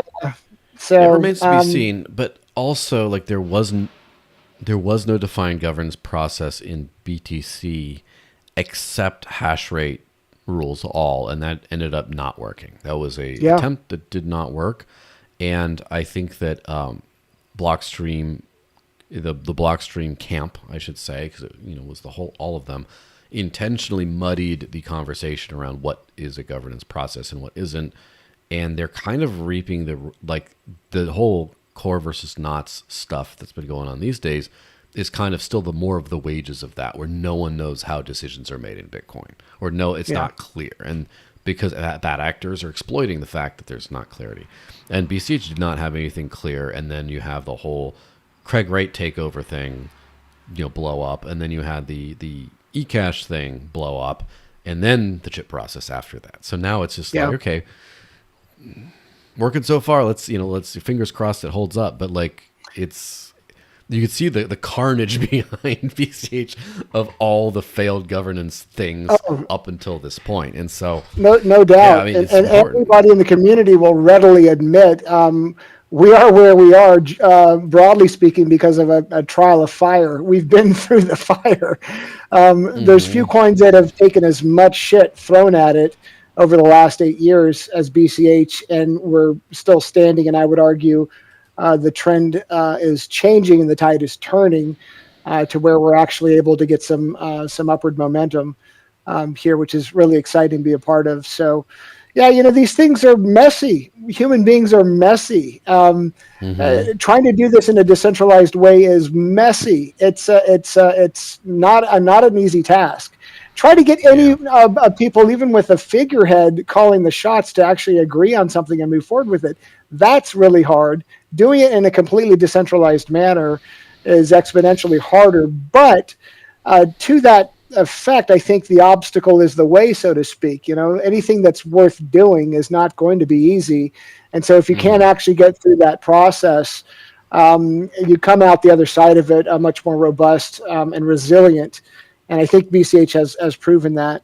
Does Dash have a DAO process? Yes, their governance model? Dash invented the DAO, so Well, there you go. Comes from the thing, and that's a couple things I'll say on that are fun quips of first of all, it's a DAO if you can keep it, right? It's nothing's ever guaranteed to work. There's a lot of DAO-like structures that have been it's just a tool that have not been used correctly. And the other thing is I've now believed more than I did before that the DAO governs best, which governs least, as far as the criticisms of it's a bureaucratic process and people can do, they're all true, right? This is you only want to come to consensus under one vote when you have to, because it's a big pain, and usually you should just carry on and live life. And so I think that it's definitely prevented splits and forks. It's prevented it's prevented the small block path in that there was a clear governance vote in January of 2016 that says we're going to pursue the big block path, and therefore it's just set in stone. And then I'm trying to think of some other key governance moments. There was a time when the privacy issue was very hot, and some community members, there was a lot of noise in the community that sounded like a majority, and I was worried it was a majority of people saying we have to remove our privacy functions, make them opt in, cache fusion style, make them off on the side, or rather part of the protocol, because things are getting too hot. And they put it to a vote, and I would say it's like overwhelming, not like 90, but like 80%, 80 to 20 was like, we're keeping our privacy or something. And so that was very encouraging to see, because I got worried for a while. And then I pushed this privacy upgrade that we're working on pretty heavily. A lot of resistance from a lot of people who were very much not like anti-privacy, but just very scared of doing something different, or like, what we got's good enough, whatever. I got that to a DAO vote, and that was like 75-25 or something. So we got it on paper that it like resolved this issue. The biggest part was the figurehead, who was active, I guess, 2017 to 2022. He was kind of responsible, or under his leadership, let's just say, things did not go very well for the ecosystem, and the DAO voted to remove the core funding completely. And he resigned, and then as soon as he resigned, they restored it for the remainder. And so his entire team ended up exiting over the next few months after he resigned. And then now Did they things are start already up another and project, or did they just get booted? no, they all kind of, I think he's still around in the back, but he doesn't really do much anymore in Dash. I don't really know what he does very much. The others mostly just found other jobs over time, because the handwriting was on the wall. Cut the snake off at the head, so to speak. But the point is that the DAO was very upset, and then just gave him the boot. And I did not expect that to happen. As a funny aside on that whole thing, a third of the Dash community around is probably Russian. And I did not know. I think I'm getting a better idea recently.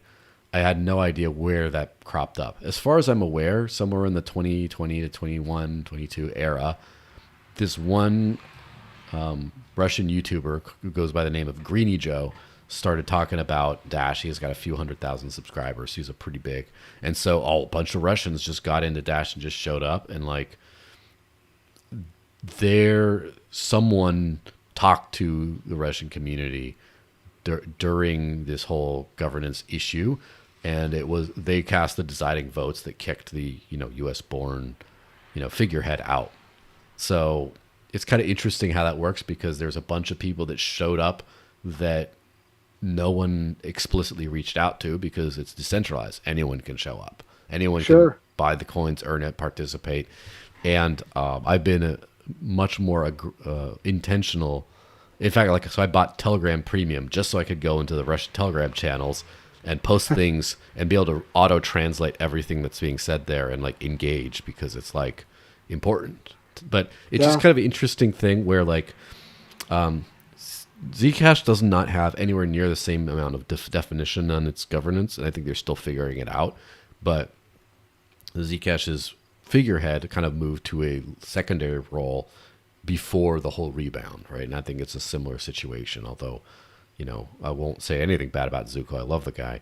And obviously Bitcoin Cash had to go through sheddings of leadership many times over, I would say, whether you go from, Gavin Andrews, Satoshi going to Gavin getting booted out, to like, let's just say Adam back, let's consider him the king, and then going to Amari. So like kind of Amari Roger co-stewardship-ish with Craig Wright, and then Craig Wright forking off, then Amari going away, and then Roger, doing Roger stuff. And yeah, I think it's a sign of robustness. And I made a video recently, like a couple days ago, about the Multiverse X community is going through a similar thing where leadership is wanting to inflate the coin supply, and we're proposing to do this because they've sort of run out of money, and there's a lot of consternation in the community. And my recommendation has just been to further decentralize and not inflate. But also, this is my gut feeling, and I feel a little bit, I would say irresponsible maybe saying this because I don't know well enough. I just get a gut feeling that maybe we need leadership change in that community. But again, I could be completely wrong, and don't know the people well enough to be confident in saying that. I just got that gut feeling it's time for like a bounce, like it's just, decentralization for the win. What can I say? Yeah, yeah, absolutely. It's a hard decision because it comes with so much opportunity cost when you're forking, splitting, or kicking out. Well, not so much when you're kicking out, but you have the real potential there of further fracturing and losing momentum, losing confidence from community holders, speculators, the whole nine. Is part of the ball of wax. I'd say the BCH community has done very well in booting the bad apples, but that absolutely has come with a cost. Make no mistake about it. And thankfully, we haven't had to boot anybody in a while, which allows us to get some momentum Yeah. going forward. You're going to go to the moon as soon as you boot that Jeremy guy out of there. I love that you guys are so, you and Jeremy specifically are very knowledgeable in the space in general. And I watch you two push back and forth with each other in our Telegram group, and I really appreciate it. Iron sharpens iron at the end of the day, and I think it's by and large a very good thing. You can't be in an echo chamber. At the end of the day, you can't. You've got to have pushback because it just makes you better as a whole in every way. So I do appreciate it, and I know that's tongue in cheek and in good humor your comment there, and I know Jeremy does as well. But yeah, on the multiverse thing, it kind of reeks of desperation, like a Hail Mary to me. And I don't know what all is happening there. I have criticized also is the team is saying, the leadership is saying it's not. No, we're not broke. It's not desperation. It's like, well, first of all, if you're going to be dishonest like that, that's not a good sign. But second, if you're correct and it is not a sign of desperation, you're going to take an eventual supply cap of 31.4 million, turn it to infinity, and take your current inflation rate of, what is it, 3.47 or 4.71%, I think, and raise it to 8 point something percent. And then you're going to mint, in addition to that, 250 million worth of this token at certain price targets or whatever. You're going to do all this if it's not last ditched effort? Like, that is crazy to me. So anyway, sorry, I didn't interject on that part. No, absolutely. And to double down on that, speculators are going to speculate. They're not in this for the disruptive revolutionary technology that it is. So they don't really give a shit. But if you are really in this to flip over the apple cart, kick the money changers out of the temple, and make a better world, you really have to take these things into consideration. And not every network and chain is of equal stature. There are absolutely some that are much more susceptible to general fuckery, like you are describing right now, than others. And you got to take that into consideration when you're thinking about hanging your hat and really focusing and promoting and pushing your technology of choice forward. So yeah, the more fuckery you can eliminate from the equation, the better. Which is again why I have to highlight the fact that we have no known issuer, figurehead, and robust chip process. I think makes us a really top contender. I would argue the best contender there. To that point, who would you say is Dash's figurehead, or do you guys have an organization or prominent leadership, etc.? So I would say like it's kind of nothing right now, which is it's kind of like in a Bitcoin Cash style vibe where there's a few key players, but it's not like there's one or two people. If you go back, so Evan Duffield was the founder, and he sort of exited the project in 2017, like 3 years after. He didn't exit the project, but he stepped down from being like a leader of whatever and was like in the research side of things on the side. And then he's just, I don't know what he's doing now. He's just kind of doing his own thing. So he's kind of not around at all.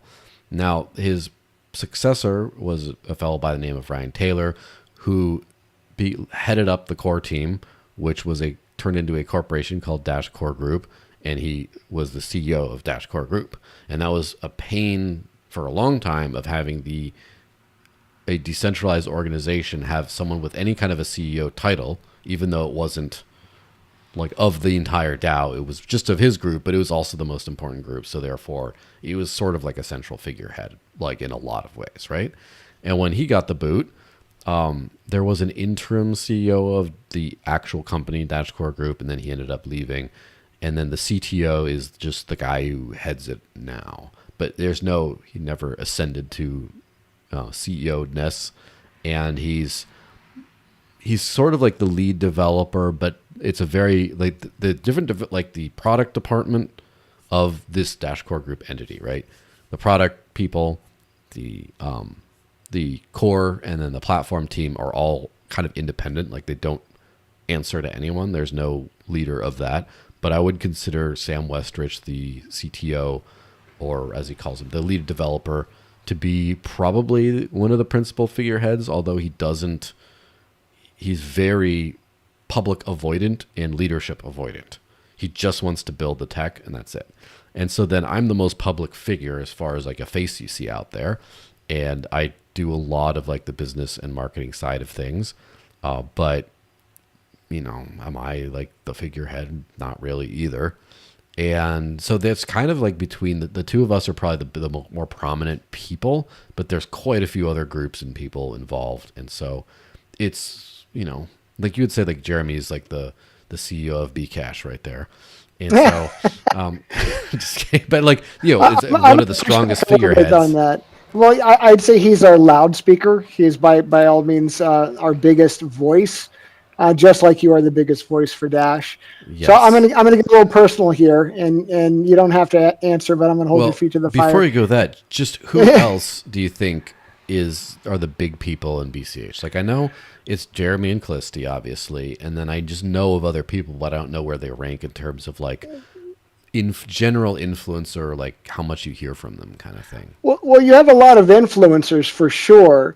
Again, I'd say Jeremy is our biggest voice, and it's a booming bass voice that when you're hearing Jeremy speak. He's very commanding because of his low his low voice, but and he's done, I think, probably as far as PR and just getting the word out more than anybody, at least in the last 5 years, for Bitcoin Cash, and that's just because he's got the channel and he's got views, he's got strong points, arguments, and he backs them up. It's not like he's talking out of his ass.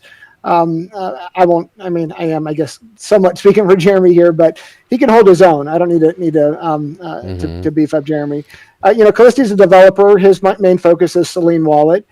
He works with Jeremy on that, so they kind of are a collaboration there. And then you've got a handful of strong developers, generally speaking, in the community, both on the node, cash scripts, cash tokens.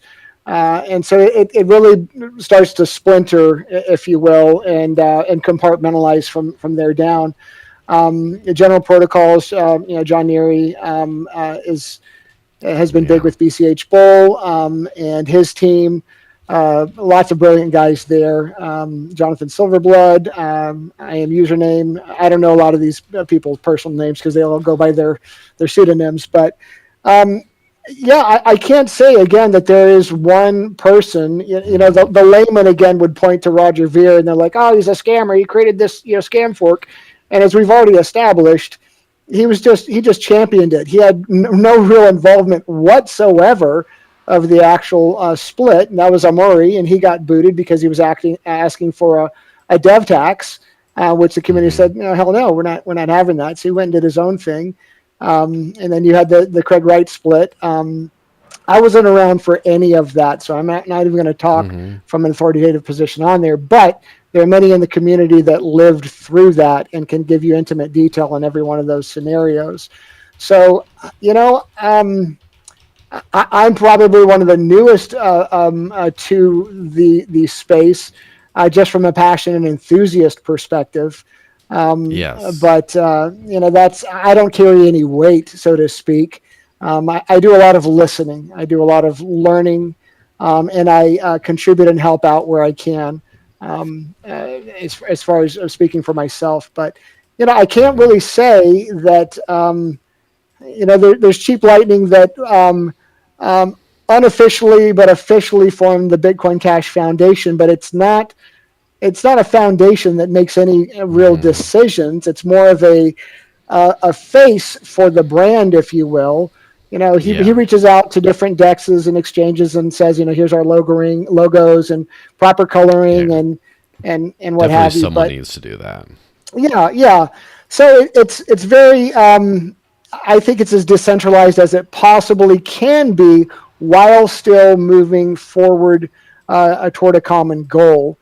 And I think you Mm-hmm. can't say that about every scenario out there. So again, you don't have to answer this if you want, but Mm-hmm. I'm curious if you're on some kind of stipend or payroll from the Mm-hmm. community to feed yourself. I mean, I know that's a Yeah. personal question. So Well, that's the well. I mean, it's public info though. It's okay, the because Dash you DAO. you mentioned CEO and CTO. This is essentially a corporation that you're working for, correct? Well, not me. So that's the Well, this is where I talk about the evolution of the process. So the way the Dash system works is part of the block reward goes every month to anyone who gets voted in for up to a certain percentage on the protocol. And then the coins, when they get created, they fall from the sky, just like when you mine them. And then there you go. And so that's at the protocol level. And so there was a group of people who were doing core development, loosely called the Dash Core team. There was a Dash Foundation at one point, but that got sunsetted. And then the group of developers under this, now since gone person of formed a legal company called Dashcore Group that then ended up receiving a decent percentage of the block reward over a period of time. There was always other, not because they had to ask for it every single month, of course, so the governance process is still decentralized. They ended up handling a lot of things, and there were, what was involved. I did have some proposals I worked in separate from them over the years, and did some things part time, on off. There's been a lot of people who've come in there and gone, but for the most part, you could say that most development and most business stuff was handled by this one entity. And so when people were upset with the performance of the CEO of this one entity, and he left, and now there is no CEO, first of all, even though people under the payroll of the same company, many of them left, including the entire marketing and business side of things, who just left and has never come back. And so that's where I jumped in with my own thing. I just said, I'm going to take over this because I see a gap in the community. Do you want to fund this? And then sure. So that's where I come in for that part.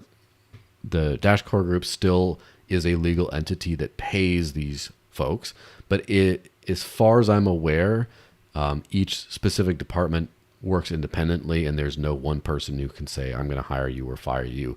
In fact, an interesting thing that happened recently was they were always shy about asking for too big of a chunk of the potential money out there. And one of when the price got to a very low, like right around like the $20 range, one of the developers was like no longer able to be kept on board. So what he did is he just went straight to the DAO and asked. So they said, we can't pay anymore, sorry. He's like, okay. And then he went to the DAO and asked for his salary, and the DAO gave it to him. And so now he's funded separately, even though he works with all his same colleagues. Now he's just, raw dogging it from the DAO, right? He's going right straight there. And it's like, all right. So even though it's part of this team and all he has the same coworkers, like they cannot cut off his funding because, even though they get funding, he gets it from a separate spot. So that's kind of where it is there. I'm completely independent, doing my own thing. And then there's this group of developers. It's a couple. It's not very many, but a dev group mostly out of Siberia that is constantly. It was kind of the remnants of some organization called the Incubator, which mostly has kind of not been funded in a while, but this one group has consistently been funded. So there's that development group there as well. And then I'm trying to think of who else. Well, so for example, I didn't go to Singapore this last time. There was Token 2049 in Singapore. I just had too Good many thing things. you might have gotten mugged with that other guy. Oh, I saw that. But some lady put in a proposal. She says, I'm going. Like, can I go? I'm going to represent Dash and make all these connections. And then she got paid and she went. So now she officially works for Dash for like that period of time, just as much as I do. It just plugs in and there you go. So it's hard to keep track with some of these things. What I'm most excited about are the entities and things that are outside of like official funded structures or whatever. So for example, this entire privacy thing I'm working on, the overhaul, is entirely at this point funded by either donations or I've gotten some nonprofit groups to do that, and I'm kind of managing that on the side. But then also, I don't know if you know him. There's a fellow who goes by the name of Shomari, who is a developer. I know he was a Bitcoin Cash developer for a while. He still might be in the ecosystem a little bit. I know he works with Nexa as well, like kind of all those big block UTXO things. But he's been doing a lot of work in the Dash community lately. And he doesn't have an official proposal or anything. He just gets donations to this bootstrap that he runs, and he's going to run it as like a for-profit business, all the stuff he does. But he's very active as well. That's kind of the big picture. Justin Bonds has a very interesting take, to which I agree, which if structured correctly, projects become more decentralized the bigger they get. When they're small potatoes, they're kind of a little centralized just because there's only so many people involved. But like once you get bigger, and so I think that one of the things I'm looking forward to is trying to like many X our market cap so that we get to have more than just like the few groups that I mentioned involved. So hopefully that's a good overview of the whole system as far as we're there. Yeah. I guess my follow-up question would be, so in the spirit of maximum decentralization, open source, proof of work where you actually have to earn your keep, so to speak, not from a hash rate perspective, but you actually have to earn your keep. And knowing everything you know about this world, having been balls deep in it and walking the walk for as long as you have, does it not give you pause or at least a bit of concern as to Dash's infrastructure, if you will, and kind of some of the more legacy terms that are used there? And maybe it's just on paper now, and try to suspend any potential sunk cost fallacy here, where you're in it and then you're just going to be keep staying in it because you've been in it for so long. Does it not at least give you pause in that regard? Because it is not, I guess, technically in the same wheelhouse as some other projects out there from a liberty-focused, decentralized perspective, for lack of a better way of saying it. Yeah, so can you repeat that first post of it, the first part of it? I think there must have been something I missed in the nuance there.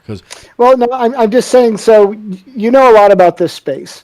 You've hitched your wagon, so to speak, to this project. And we cannot diffuse our time, attention, and focus on multiple projects and be as impactful. But the fact that Dash tends to have more of a corporate structure, for lack of a better way of saying it, does that not at least give you pause or any kind of cause for concern? I would say not at all. And not only, I would say the opposite, to be clear on that part.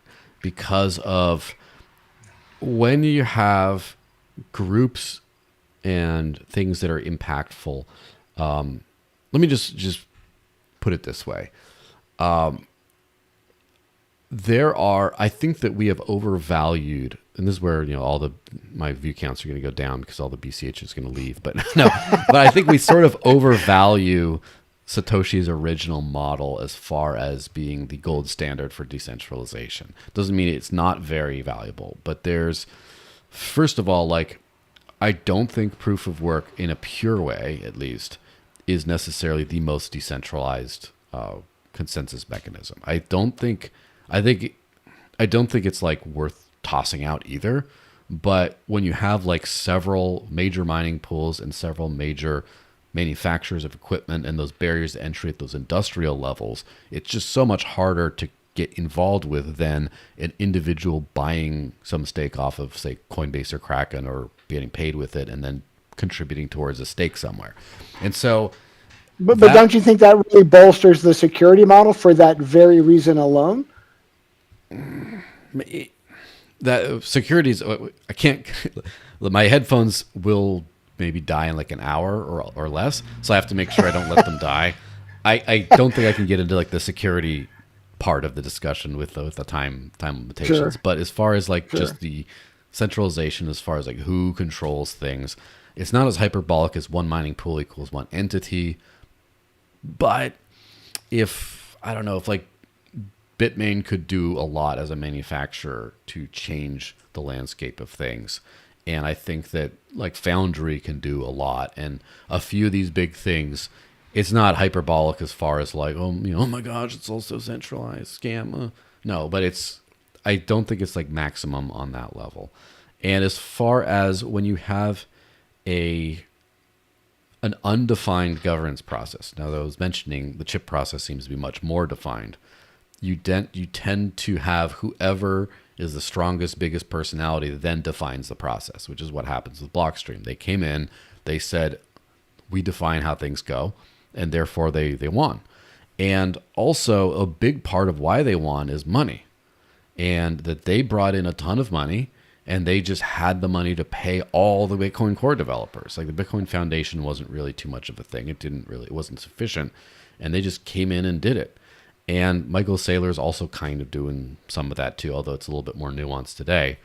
And so what I would worry about, or what's undefined, who's financing all of the Bitcoin Cash stuff? I'm sure there's plenty of small donors, but I'm sure it's also a few big ones that are kind of calling some of the shots. Well, I'm glad you brought that up, because that was actually going to be my next question to you and point. So to answer your question directly, our biggest funding mechanism used to be Flipstarter, and now it's fundme.cash, which Sayoshi Nakamario, he's a beast. He's launched a lot of projects and things that have bolstered the community just in the last few years. Which, to that point, when I was talking about proof of work, I wasn't really talking about it so much from a hash rate and decentralization and security model perspective. I'm talking about it from a builder's perspective. If you don't prove that you are delivering on a proposal, you're just not going to get funded again. And we've run into a few of those with our funding mechanisms, where they were just clearly cash grabs that delivered nothing, and they get rooted out pretty quickly. My question to you would be, since you have kind of more of a corporate structure, what is stopping parasites and leechers from just milking it? On that characterization too, there isn't really a corporate structure. Okay. All right. Let me restate it differently. You have a DAO mechanism that pays key people in the community, correct? Okay. Well, it pays whoever it votes to pay for. Right. Okay. So this is one thing that's very different from, for example, the eCash model, where it's like money goes to a team, and okay, maybe you can change the code to change the payout address, but that's like a fork, and I don't know, where it's like literally it's very liquid and dynamic, that someone tomorrow could show up and vote for some other thing, could vote for nothing, etc. It's just it's as liquid as mining itself, where a new entity shows up, does more proof of work, gets more reward, tomorrow leaves, like that.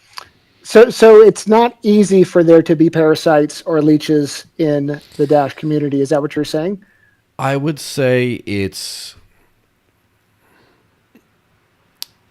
equal to probably a purely donation or whatever model like Monero or Bitcoin Cash or whatever. It's an equal thing, because I've seen plenty of parasites in both.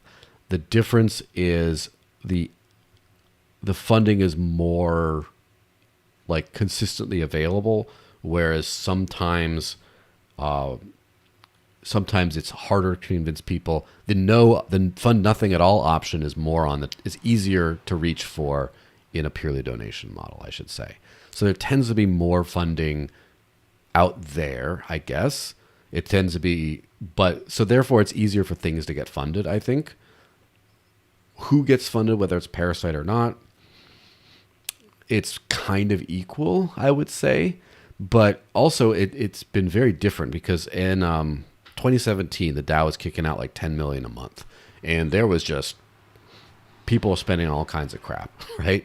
Now it's very much harder to get in. Like there was a lot of parasites that when the money dried up, the same thing. I guess I'd have to look into like the history of how the Bitcoin Cash funding has evolved over the years. But like I've seen plenty of people. We actually talked about it with I've talked about Jerry. I think it must have been the Telegram channel about people who like scammed and left over the years. And it seems like there was more money available before, and there's less now. So therefore, people are much more judicious about it, I guess.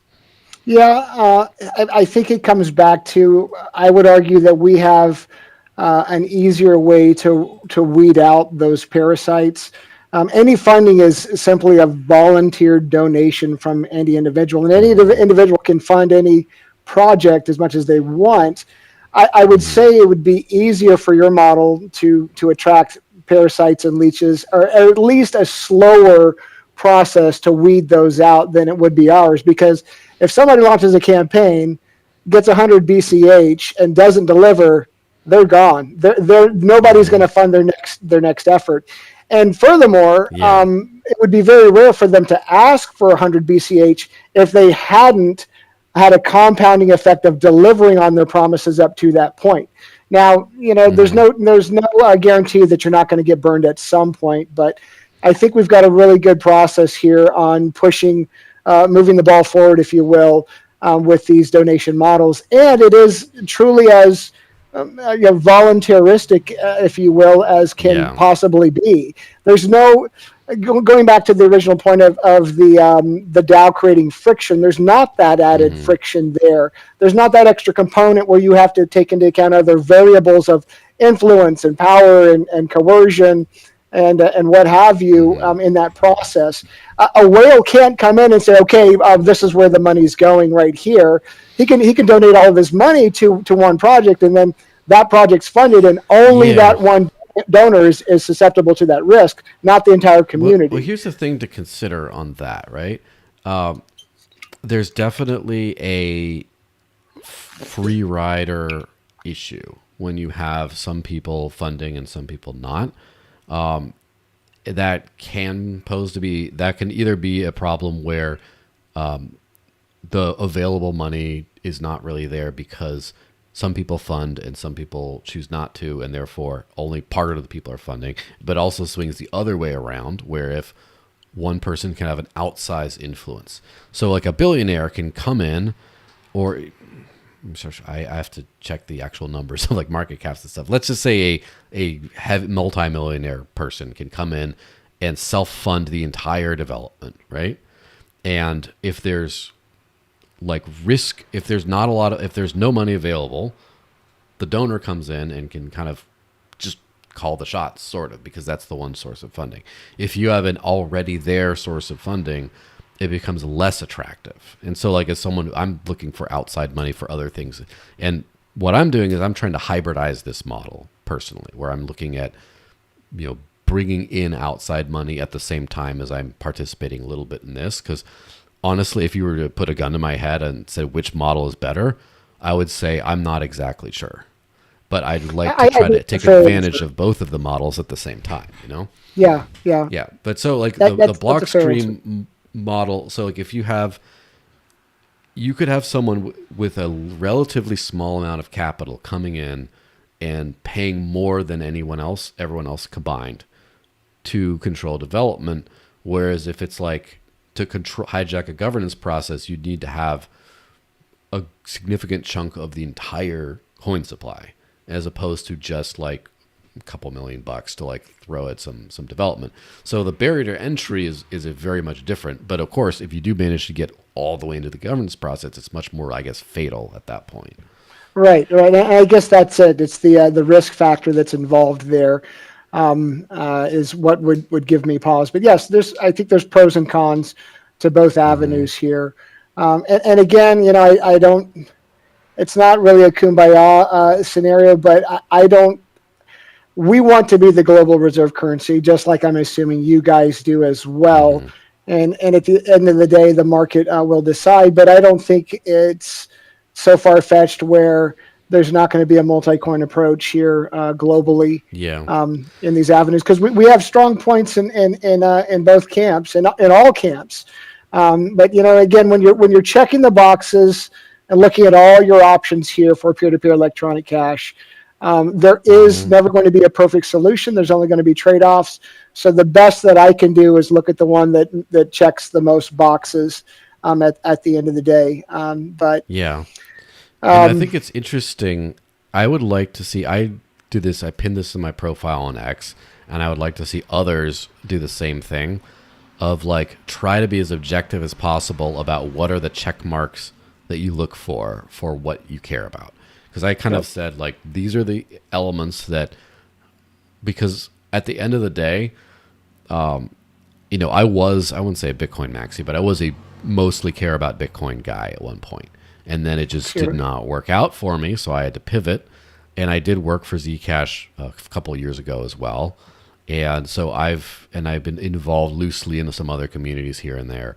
But my checklist is what keeps me where I'm at. It's just like, for example, in 2016, I was like, I need to not use Bitcoin. What else can I use? I literally started at the top of the CoinMarketCap list, cross it off, and just went down until I found something. And so yeah, that's what got me originally into Dash, because that was a year before Bitcoin Cash even forked off, and there was just no other options for me, right? Litecoin yeah, was abandoned at the time as well. And Litecoin's had quite a nice resurgence lately. I've got a lot more respect for them now, but at the time it was like not really anything to pay attention to. So my checklist of like, I like all these things to feel comfortable. And like a governance mechanism is one of those things. Like there has to be predefined governance, as in, can another block stream show up and just ruin everything? And so having a defined process like a chip or a DAO or something like that is like a must. Otherwise, I'm playing around with it, but I'm not like getting involved. And then some other yeah, things like, is it secure? Is it scalable? Is it cheap? Do you have instant transactions? Can you do privacy? Can you do, a list of things? And then based on that checklist, I'm just like, yep, nope, nope, yep, nope. And there you go. And it would yeah, be interesting to see, because, again, this is my life. This is this is what I need to live off of. I would be interested to see other people who also do that, what their list is as objectively as they can. That would be interesting. And then compare the lists. And then over the next 5-10 years, compare whose lists perform better, as far as when you start to see more winners and losers emerge, which aspects won out more, and then compare the lists and just be like, all right, well, I was wrong to care so much about governance, but I should have cared more about programmability, for example, or something like that. And then that wins out. Or like Justin Bonds is huge into programmability. It has to have, and also he's a huge proof of work bear now. He does not think it has any value. And so we'll see. Like, I would like to see more of these lists and compare that. yeah. I can pretty much echo your list. The only box I would add is known, no known issuer. um, I guess that's the one box that the BCH can check that most others can't. Mm-hmm. But man, this has been fun. I'm almost 40 minutes late to my appointment. I had to tell them that I was running late, so I do have to hop off. And your ear headphones are probably about to die anyway. So um, Yes. It's funny enough because during this stream, it said battery low. And I'm like, and I did put into Grok, when this model headphone says battery low, how many hours do I have left? And it told me, and I'm like, okay, but I have heard battery low 3 times, so it might be very soon. Gotta bounce, gotta bounce, man. Joel, I really appreciate the invite. Hmm. You're a wealth of Absolutely. knowledge and inspiration. I can't say that enough. Thank you so much for everything you do to push peer-to-peer electronic cash forward. And I consume your information on almost on a daily basis, and I find it really valuable. So pat yourself on the back if you haven't gotten one recently from somebody. So Well, thank you very much. Let me hit these last couple shell things then on our sure, way out. sure, So please do. first of all, we got to talk about the Free State Bitcoin Digital Assets Conference. One day, 14 hours, 21 minutes, and 18 seconds from now, or 16, 15 seconds, whatever, at the Wentworth by the Sea in Newcastle, New Hampshire. If you're anywhere in this area, just go register. I'm going to be speaking on Sunday, probably around 2 in the afternoon. So come up there and speak. It's great to have like a super local crypto conference for one. And so anyone who's around, go up, speak. I'm pretty sure there will be recordings of things, or we'll see. And so, yeah, go register. Let me see who else is speaking. Actually, I don't know. They don't have a super good website list of everyone who's speaking, but I'm on there, so that's what matters. And then stamps.cash. I put that up on the screen. Do you want to just quickly give a rundown of what that is? Yeah, sure, sure. It's in my opinion one of the easiest ways to onboard new individuals to Bitcoin Cash. I went to the Bitcoin conference in Nashville last year in the 2024. It's the first time I actually met you in person.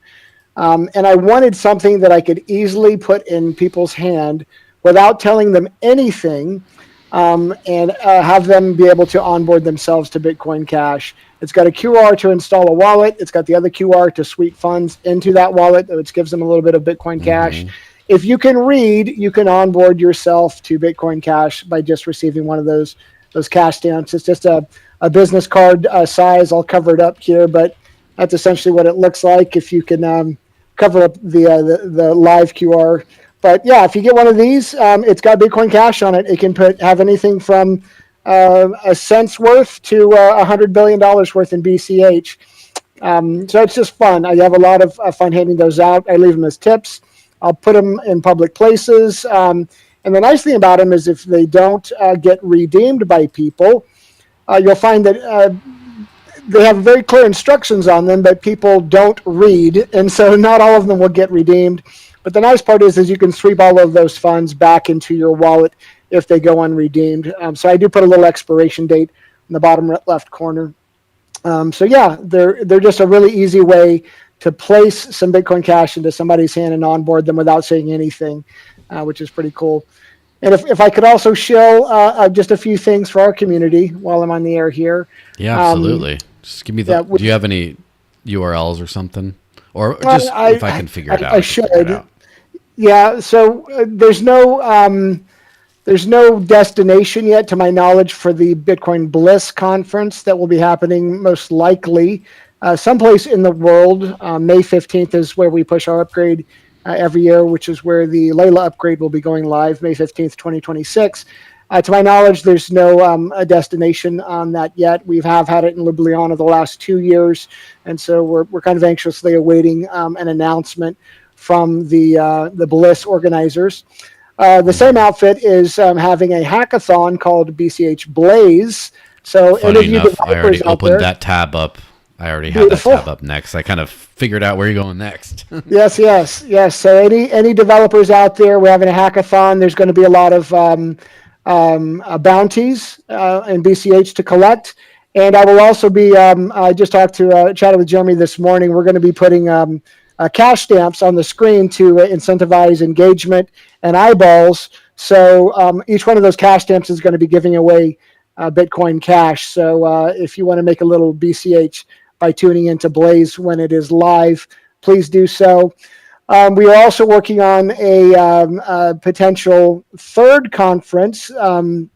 It's tentatively and loosely called DDoS, and we're going to pigtail off of the end of the BTC conference in Vegas. So Hmm. tentative dates, to my knowledge, are the 22nd, 23rd, and 24th, which is right at the end of the main BTC conference in Vegas there, which is the obviously turned into the suit coin conference nowadays. So if you want to go to a conference that is rooted in cypherpunk principles and still adheres to the peer-to-peer electronic cash ethos, plan to be at BCH DDoS in Vegas, which I believe is April 22nd through 24th. We will should have announcements for that coming up in the next several months. So a lot going on in the BCH community. Don't count us out, as we always say. So yes, we've essentially got it all: fast, cheap transactions, low fees, scalability with our adjustable block size limit algorithm. We have DeFi. We have smart contracts. We have a stable coin that's live and another one about to go live in parity USD. So again, no perfect solution, only trade-offs, but I firmly believe that BCH checks the most boxes and has no known issuer. So I appreciate you letting me show for our community. I appreciate you guys in the Dash community. I was really, really excited to get Steve.Dash. I thought I was blown away by that. I said, surely somebody's already claimed this, but nobody Yeah. did. So Let me actually look up if I can even see right now. But uh, the dot dash is just, it's kind of even like background. If you just look up on the wall, here's Steve. there can be only one.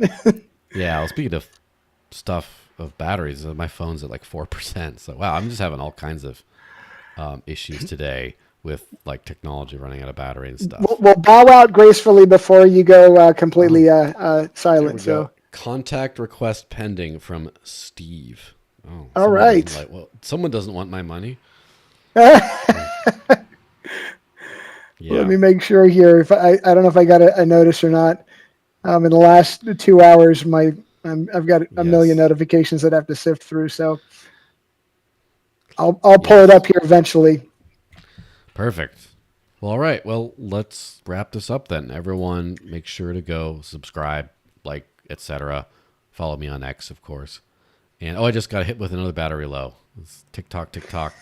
And then make sure you go to Bliss. And if you're a hacker, go to Blaze. I think Shamari is going to go participate in that. He loves hackathons. And then go use cash stamps. Try them out. I've used a few things similar like that. I don't know if I've used exactly them, but I've used similar things. And yeah, just make sure you don't fall for the scams and the infighting and stuff. We got it. We got a Fed to end here, don't we? So let's go do That's it. right. All right. That's Happy right. weekend, guys. Go to the Free State Bitcoin Digital Assets Conference as well if you're local, and I'll see you there. Bye bye.